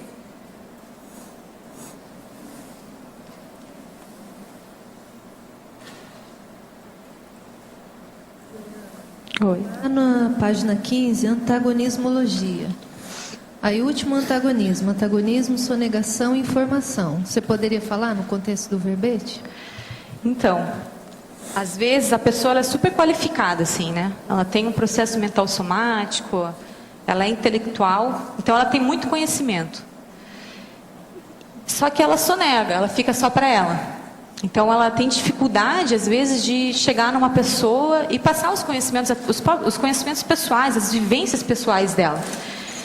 E é um antagonismo para quem está fazendo a TARES, eu vejo assim. Se você está sonegando alguma informação, você não está assistindo. Então, o ideal é é a gente trabalhar esse processo de querer ajudar mais os outros a partir das nossas vivências. Então, ou então aquela pessoa que acha que não tem experiência, né? Vivência para ajudar os outros. Não, mas veja bem, eu não tenho vivência nem para estar dentro de sala de aula. E às vezes a pessoa está com um monte de coisa que ela já pode contribuir. E mesmo assim ela está sonegando alguma coisa. Então, quando você faz a TARES, você deixa essa sonegação, você passa a informação. E eu vejo isso assim comigo muito, assim. A gente vê que às vezes você tem algo a dizer para aquela pessoa, mas você não, ou porque você não está no bom dia, ou porque você acha que não vai adiantar falar mesmo, e você sonega. Então você não assistiu, você não está ajudando o processo da pessoa de sair daquele problema, entendeu? E aí é uma forma de você qualificar, né? Se você não sonega, você está passando a sua informação. E aí você entra no processo de qualificação pessoal também com relação àquilo. Porque se eu tinha um processo de sonegação, eu estou me qualificando. Estou saindo, né, desse nível, né? Estou entrando em outro patamar. Juliana, aqui na página 15, na binomiologia, você poderia comentar o binômio verdade e limite? Como que você faz assim para saber o limite da pessoa na TARES? Quando você vai fazer a TARES, você tem que saber o limite da resistência intraconsciencial daquela consciência. Então, às vezes, você tem muito a falar. Você tem que falar uma verdade para aquela pessoa. Mas você tem que saber se ela vai suportar aquilo naquele momento. Então, às vezes isso acontece muito comigo em família, onde eu tenho mais um nível de aprofundamento, assim, né? São 10 filhos, então, quando se encontram, dá bastante reverberação, assim, né? E aí você tem que saber até onde você pode ir, porque, assim, todo mundo se conhece, todo mundo sabe que todo mundo é queijo suíço, né? Cheio de furinho. Então, você tem que saber ali, até onde que eu posso ir com aquela verdade, se eu tenho que falar realmente aquilo para a pessoa, será que ela já não sabe aquilo? Então, é respeitar esse momento, né? O limite da pessoa, porque às vezes ela não vai suportar. E realmente, quando a pessoa às vezes não suporta, ela não recicla. Entende? Porque aí vem o superevolutivo, você quer fazer TARES, você quer ser assistente, e não ajudou a pessoa. Entende? Então você tem que saber essa dosagem. Aí sim, vai de cada um, aí tem todo o contexto, depende da personalidade da pessoa, aí são uma série de fatores, né? Porque eu penso que às vezes a gente pode acabar sendo omissivo porque é o limite da pessoa, entende? Assim, não deixar de falar para a pessoa. Entendi. Achando que é limite, mas na verdade a gente não quer. Eu analiso, até tem uma questão aí numa técnica que é a pós-TARES. Aí que você tem que analisar. Por quê? Porque às vezes se você não falou, se você foi omissivo, você também não assistiu. E se você falou com muita energia, ou se você falou uma coisa que machucou a pessoa, às vezes também você não assistiu. Então, aí você tem que analisar o caso. Então, é isso que eu faço, assim. Peraí, eu fui omissivo, eu assisti, foi positivo, aí que vem o acompanhamento. Então, por exemplo, se é uma irmã minha, se eu achei que eu peguei pesado demais, eu ligo 2 dias para ver como é que tá. Porque às vezes a pessoa ainda está com rebarba extrafísica, entendeu? Da minha TARES. E aí eu faço esse acompanhamento. E às vezes, se precisar, eu falo, olha, puxa, eu peguei pesado, vamos conversar de novo. Aí você vem com uma outra abordagem. Então, essa é a forma de você estar qualificando para melhor assistir. E outra pergunta, dentro dessa sua pesquisa de qualificação, qual foi que você tem identificado algum maior dificultador para qualificar TARES? Olha, o maior dificultador para qualificar TARES, no meu caso, se diz? Dentro dessa sua pesquisa. No meu caso. Eu acho que, para mim, é questão assim de você entender mais o outro, entendeu? Que foi mais o dificultador, assim. Então, o processo da empatia é muito amplo, né? Então, você tem que ter toda uma questão de entrar no micro-universo daquela pessoa, às vezes ter a disponibilidade para para fazer assistência. Mas eu acho que, para mim, hoje, pelas minhas análises, assim, é realmente olhar para aquela pessoa com uma consciência que está precisando de um auxílio, de uma ajuda e ter uma predisposição para aquilo.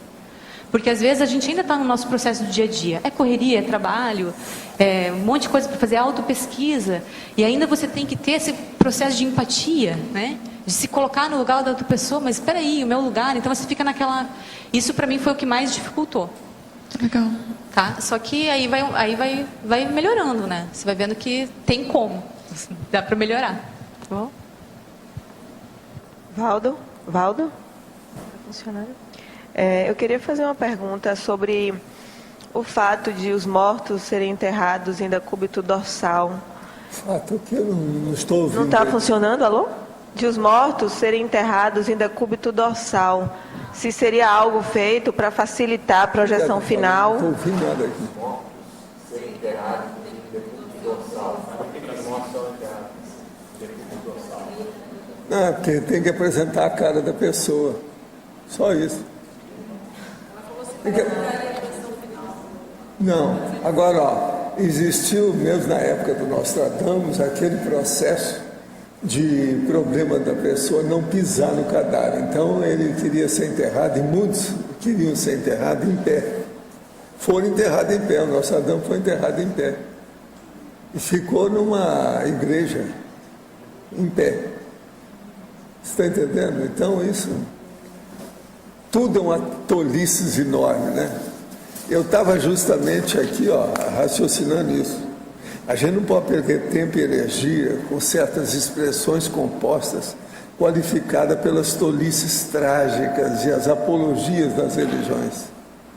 Estilo corânico, clérigo histérico,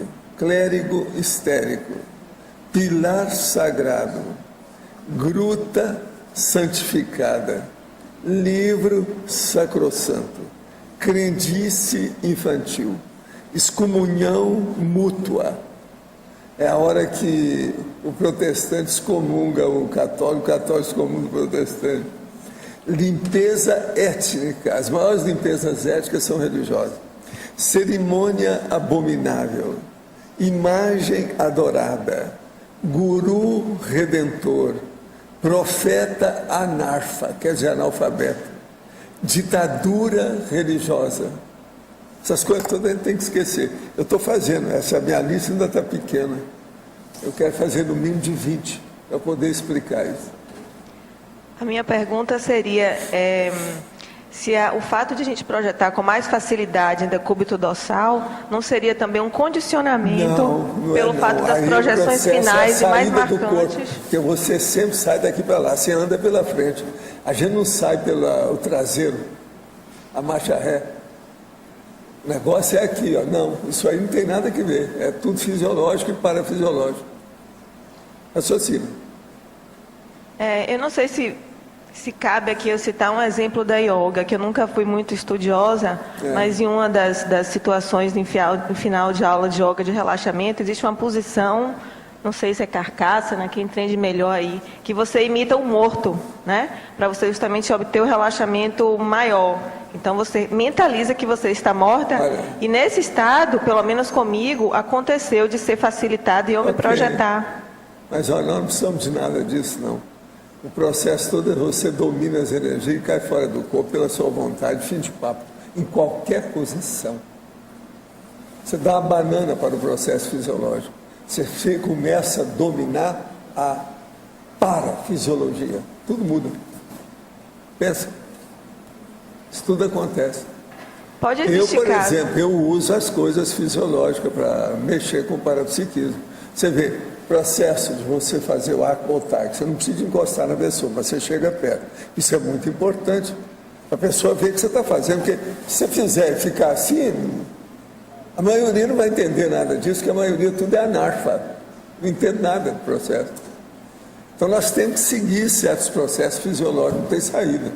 A vida humana precisa disso. Pode ser que daqui uns milênios nós não vamos precisar, mas por enquanto eu não vejo saída. É a vida. Por exemplo, com esse calor desse verão, o ideal seria que todo mundo tivesse pelado, mas não dá. É um processo social. A gente precisa ser assim. Quer dizer, os bichos têm muito mais liberdade que a gente, subhumanos, os animais subhumanos. Eles estão sempre com e os processos todos o seguinte, as genitálias expostas, sem problema. Você não vê muita coisa, ninguém falando nisso. Igual a gente não pode. cria um problemão. Só uma última pergunta. Como eu tenho uma dificuldade grande em projetar e manter a consciência lúcida, sempre quando eu tento, insisto, eu fico naquele bate e volta. De tomar um susto, eu sinto bater e voltar. E no último campo que teve de higiene consciencial, eu senti que, não sei, acho que foi interpretação de Renato, ele achou que foi isso. Tentaram me tirar do corpo, tipo com pé de cabra, puxando pelas pernas. Porque eu senti puxarem minhas pernas, pegavam as minhas pernas e puxavam para cima. Você acha que pode existir um certo amparo de função nesse sentido? Olha, nem na gravidez a posição não é boa. Como? Nem no processo do parto essa posição não é boa. Entende? Tem que pensar nisso. Agora, uma pessoa pode sair do corpo com todas as impressões do corpo. Pelo seguinte, o processo todo que a pessoa começa a sair alguma coisa e ela recorporifica fora do corpo humano. Isso pode ser de todo tipo. Agora, o que acontece mais? É a pessoa ficar engastalhada com a cabeça. Então, ela fica na posição de paratendendelemburo. Ela fica com os pés para cima, fora do corpo, e a cabeça presa. Ela não sai. Isso é que acontece mais. É um fato. A pessoa passa por essa sensação, essa vivência. Existe isso. E a facilidade maior realmente é pelas pernas e pelas mãos, não é isso? De sair primeiro? A facilidade maior mesmo é em decúbito dorsal, que você sai instantaneamente. Então é a chamada fuga extrafísica. Você sabe Qual a assim? parte do corpo que sai mais facilmente são as mãos e as pernas? Não, nem sempre. A coisa mais séria depende da pessoa, o que ela faz. Isso é secundário. Pernas e mãos, isso é extremidade, besteira. Não é por aí. O problema nosso é sair a personalidade. O processo é o tampo da cabeça. Então isso varia muito, entende? Aí é preciso ver a medula oblongata, que tem aqui, que é onde eles acham que tem a conexão do corpo com o processo de energia, que é a saída crítica. Vamos dizer, seria o portal de saída mais sério do corpo. É a medula oblongata, mas isso tudo é hipótese. Tem muita coisa para se estudar ainda nisso. São hipóteses, sabe? Mas que não tem consenso, isso aí precisa estudar ainda. Tem muita coisa ainda para ver. Insista, não desista, você vai chegar lá.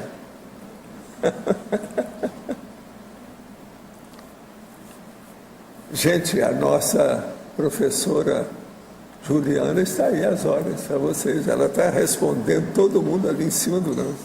Né? Em matéria de Tales, ela é professora.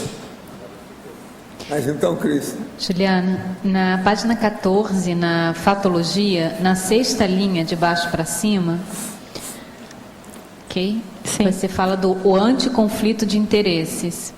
Você pode aprofundar mais essa questão do conflito e do anticonflito de interesses na qualificação da TARES, por favor? Então, Cris, o que eu observei, né?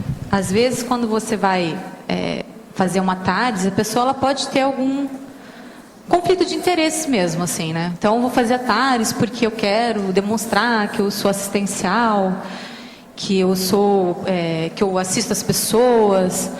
E o ideal é você não escolher assim, para quem que você vai fazer, que também é um conflito, né? Eu vou fazer TARES só para quem eu acho que merece, ou para quem eu acho que não está no meu nível, né? Que está abaixo, então eu não consigo fazer TARES para quem está além de mim.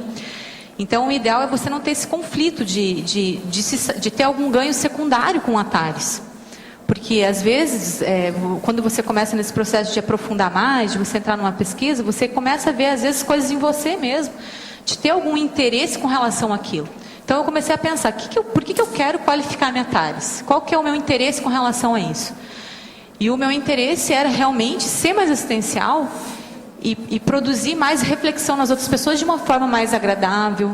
Então, a gente vê assim, às vezes você convive com uma pessoa que ela faz TARES, mas de uma forma mais suave. E eu não tinha muito esse perfil, né? Estou galgando aí um processo para entrar nesse perfil. Então, o meu interesse era esse. Às vezes a gente tem que ponderar, aí cada um vai pensar por si, né? Nos seus...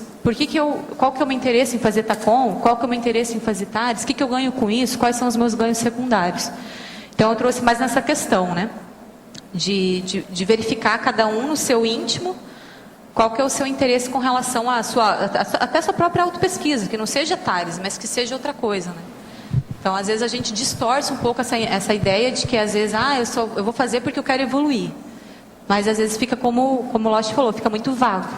Então, às vezes, tem que aprofundar mais para não gerar mesmo conflito de interesses, né? Porque quando você fala de TARES, você está falando de pessoas, de convivialidade, de grupo.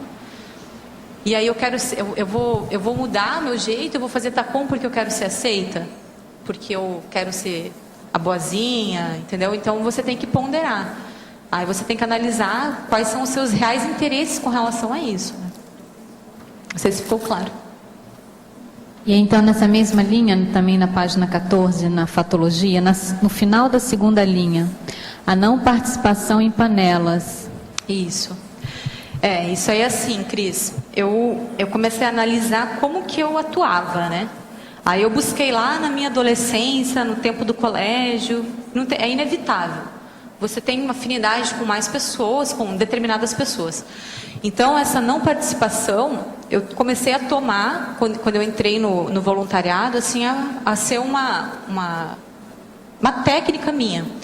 Então, eu fazia isso no colégio, eu fazia isso no trabalho. Às vezes, a minha família é enorme. Às vezes, tem panelinha até dentro de casa, assim. Entre irmãos, né? Os que têm mais afinidade. E aí, eu comecei a ver que isso não levava a nada. Por quê?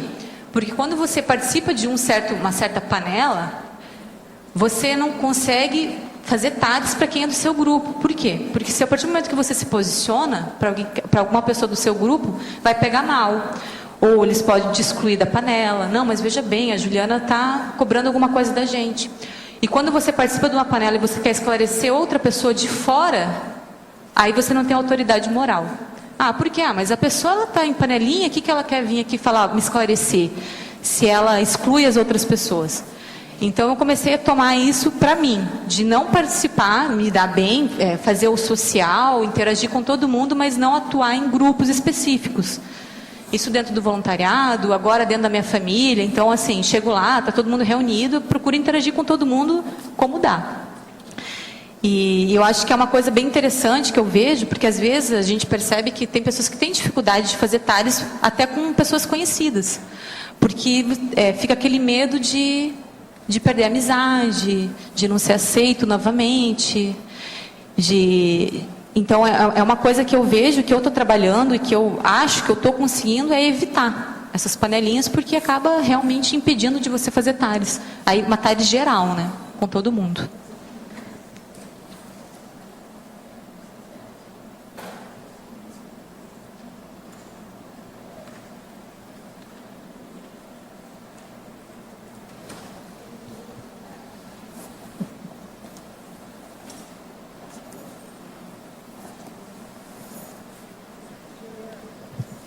Então, lá na sua taxologia, lá o item 30, o item 29, você poderia falar um pouco mais sobre ele? Ajustes e correções, a identificação dos realinhamentos e acertos necessários para a execução da TARES. Isso aqui é o que eu costumo fazer assim, depois que eu efetuo a técnica, eu vou lá e analiso, né? E eu vejo o que eu preciso melhorar. A gente sempre tem algo a melhorar, nunca vai estar 100%. Então, o que eu preciso ajustar e corrigir? Eu acho que o mais sério, né, nem os ajustes, são as correções, algo que eu não posso mais fazer. E aí eu procuro, a partir dessa planilha, dessa técnica que eu faço, na próxima TARES que eu vou fazer, na próxima assistência, evitar. Evitar porque, assim, às vezes dá um resbalo lá e você faz de novo, não tem jeito. Aí você tem que fazer de novo essa análise para ver o que está pegando, né? Porque às vezes é um processo seu, demora mesmo, não é simples. Mas esses ajustes eu vejo como uma forma é uma reciclagem da TARES, eu vejo assim, sabe? Porque às vezes a gente entra num padrão de, eu fiz TARES, está tudo certo. Mas você não para analisar, para ver se pode melhorar, o que pode ser melhorado, a sua atuação, se não pode ser diferente, o que dá para qualificar. É mais basicamente nessa questão da próxima execução, né? Então, o que foi já está ali, serve como uma pesquisa para mim. Mas e na próxima, como é que eu vou atuar? Aí entra o plano de ação, que é o 30, né? Que aí já o plano de ação já é você, na próxima você está atuando daquela forma. Às vezes pode ficar teórico, mas na prática você percebe que você está conectado com essa interação aqui, sabe? De que realmente você... Porque às vezes quando você está fazendo ali numa assistência e está aparecendo um perfil seu. Opa, já estou ligada, entendeu? Porque eu estou lá no meu processo. Aí eu já elimino ele ali no momento. Às vezes acontece de aparecer mesmo, né? Eu acho que quando aparece é porque tem que aparecer. Mas o legal é isso, é essa análise de como é que eu estou sendo, se eu estou sendo tarística realmente, o que eu tenho que melhorar. Isso então tem relação também com a tecnologia, você coloca a técnica da autoanálise pós-TARES. Exatamente. Linha. Essa técnica aí é uma técnica que eu analisei, né? Que é... Porque às vezes a gente fica assim, analisando a técnica com relação ao assistido.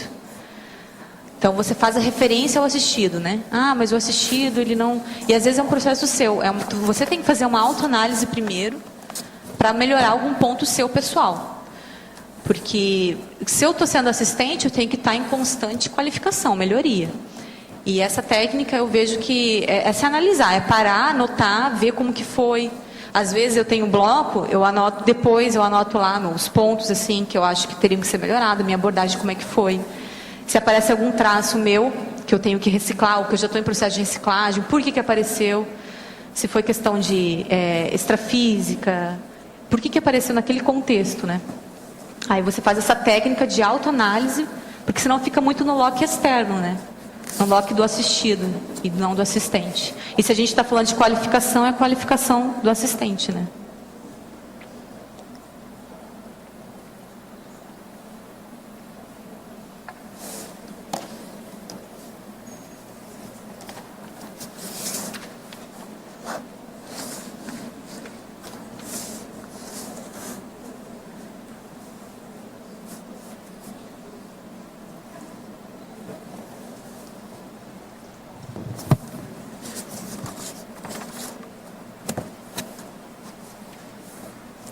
Você respondeu todo mundo de tal maneira que todo mundo ficou calado agora, você notou? Que coisa, hein? Mas você está ótimo, você estudou muito, o seu verbete está muito sério. Nós esperamos outros, quantos? 100? Trabalhar para isso, né, professor? 100? E o chefe também, né? Ele está também no 100 aí, né? Está no caminho, né? Está no caminho, né? Isso aí. Vai ser bom. Vamos ver isso com calma. Agora, você é boa porque você explicita tudo, tranquiliza, mostra tudo. Você andou estudando para valer. Legal. Muito bom. É por aí. Você está dando exemplo aí para muita gente que eu conheço. Né? Hein? Pois é. Pois é. Ela é das novatinhas, as jejuninhas. Né? 2009 são 3 anos, não é isso? Eu comecei em 2009, eu conheci a Consciologia. Em 2010 eu entrei no voluntariado, né? E 2011 docente. E agora está apresentando verbete, né? Tem mais algum verbete seu pronto no meio da turma, não? Ainda não. Eu já tenho um próximo, mas eu ainda não enviei. Ah, sei. Mas eu vou pedir uma sugestão aí para o professor ver depois com a Dulce. Ah, sim. A Dulce me ajudou bastante no processo da escrita. Vamos ver isso com calma. Ok.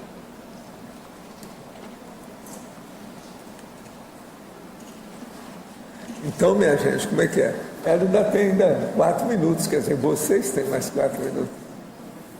Quem é que não falou nada aí? A Malu vai falar. A Malu. Você não falei nada, eu tenho oportunidade. Eu acho que esse perfil, Juliana, é um perfil muito adequado ao ECP1, sabe? O ECP1 que o professor Valdo fala que é uma briga de foice no escuro, noite sem lua, desgraça pelada e outras coisas, é o tipo do perfil adequado. A perfilologia docente do ECP1, ela exige, ela demanda essa postura sua. É bem assim verdade. De quem veio com um curso intermissivo na ponta da língua e para passar com exemplos. Você vê quase tudo que você respondeu com exemplos pessoais. O ECP1 ele é basicamente um curso de exemplologia. O professor às vezes pode falar até pouco, mas o exemplo que ele dá ali mostra para a pessoa que está no curso que é possível. Então, é a TARES do é possível. Se eu o estou aqui, factível, você também pode. O exequível. Ele é o que é.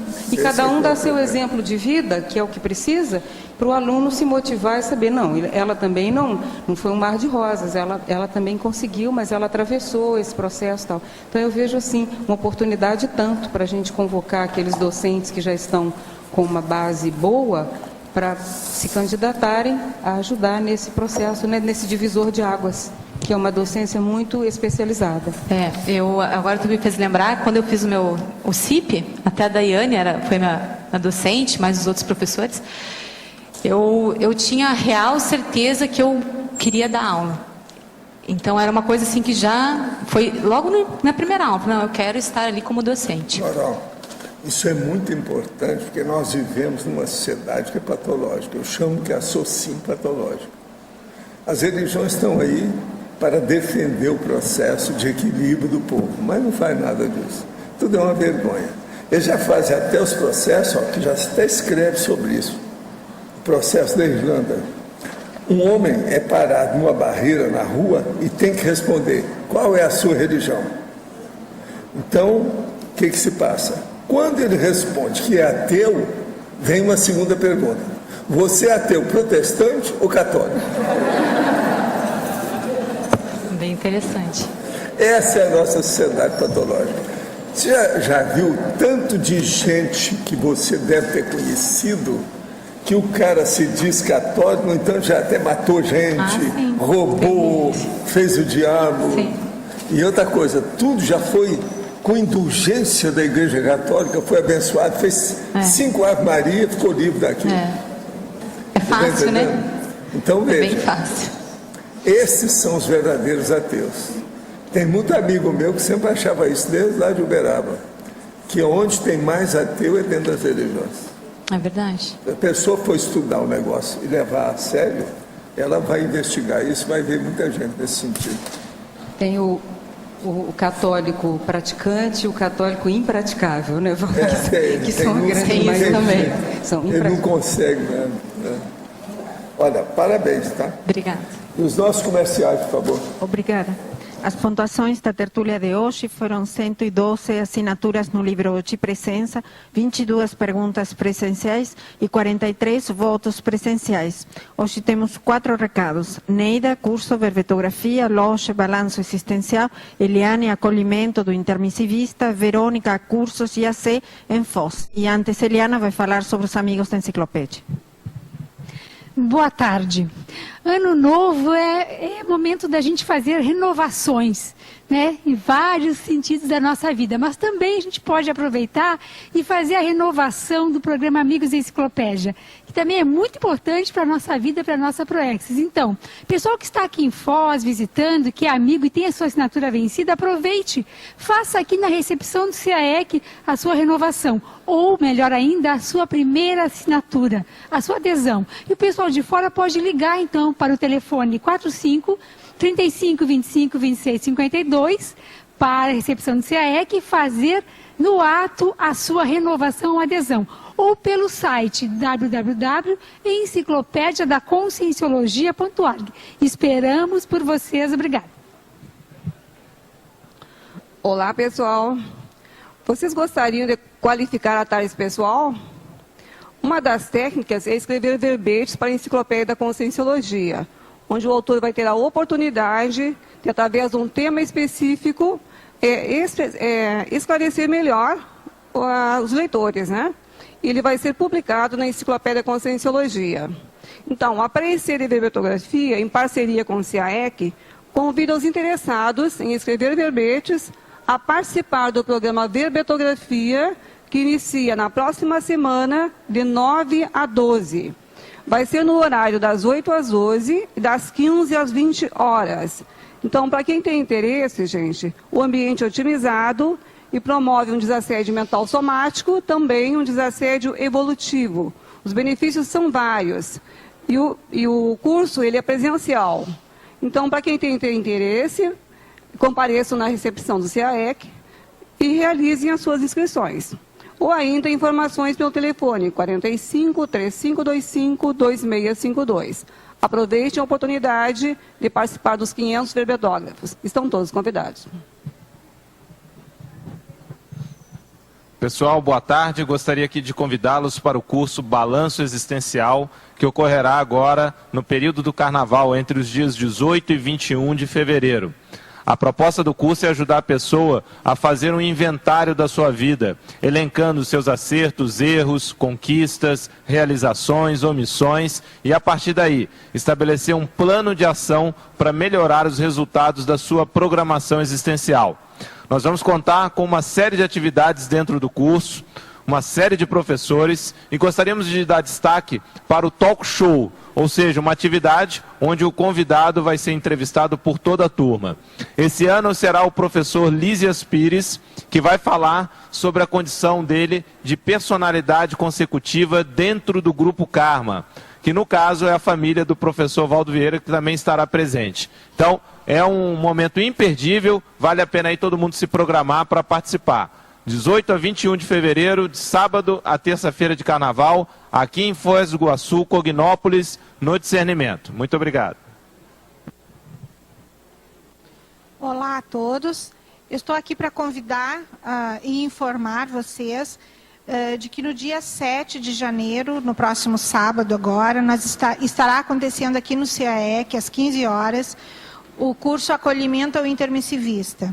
É uma boa oportunidade para que os nossos colegas convidem os seus amigos, seus parentes, pessoas que têm interesse de participar, entender e se informar com relação à Conscienciologia, à experimentologia e ao próprio trabalho com as energias. É um curso de 3 horas, ele inicia às 15 horas da tarde, aqui no sábado. Convidem os seus amigos. E as pessoas que estão nos assistindo, que ainda não participaram de nenhum curso, estão convidados. É um curso introdutório, ok? Obrigada. Olá a todos. O meu convite da professora Verônica vem em direção a todos aqueles que querem constituir uma dupla evolutiva em 2012, a partir de 2012, e não sabe como ter esse start, ou aqueles que já têm uma dupla evolutiva e querem qualificar a ação da dupla evolutiva, para o curso dos professores Wagner Alegrete e Nancy Trivelato, que acontecerá aqui em Foz do Iguaçu, no dia 11 de fevereiro, agora, dentro de mais ou menos um mês. Esse curso é sem pré-requisitos, estão todos convidados, e a professora Verônica vai dar mais detalhes sobre o curso. Nós temos um desconto de 10% para as duplas que fazem sua inscrição em conjunto. Esse é um curso que acontece no Brasil mais ou menos a cada 4 ou 5 anos. Então, apesar de que temos muita oferta de cursos diferentes, eu recomendo que vocês aproveitem essa oportunidade. Para quem vier de fora também, ou também para as pessoas que moram aqui em Foz do Iguaçu, no domingo à tarde teremos um curso do professor Wagner Alegrete para ecologia e para tecnologia, que é fruto de uma pesquisa dele de já quase 20 anos sobre a questão da ecologia e da tecnologia também nas dimensões extrafísicas e como isso tem a ver também com o nosso processo de reciclagem e de cosmoética. Nós agendamos esse curso após o primeiro Fórum de Responsabilidade Planetária, já que a conferência do professor Alegrete levantou muito interesse. Então, nós estaremos tendo também este curso em fevereiro. Temos pacotes para as pessoas que gostariam de fazer os 2 cursos e quem quiser parcelar também é possível. Para fazer inscrição, vocês podem procurar o Valson, a Katia Arakaki, a mim ou a professora Caroline na IEC. Também temos uma forma de inscrição à distância e para isso vocês precisam entrar em contato por e-mail ao endereço brasil@iacworld.org. Esperamos então o seu contato e contar com sua presença nos cursos. Obrigada.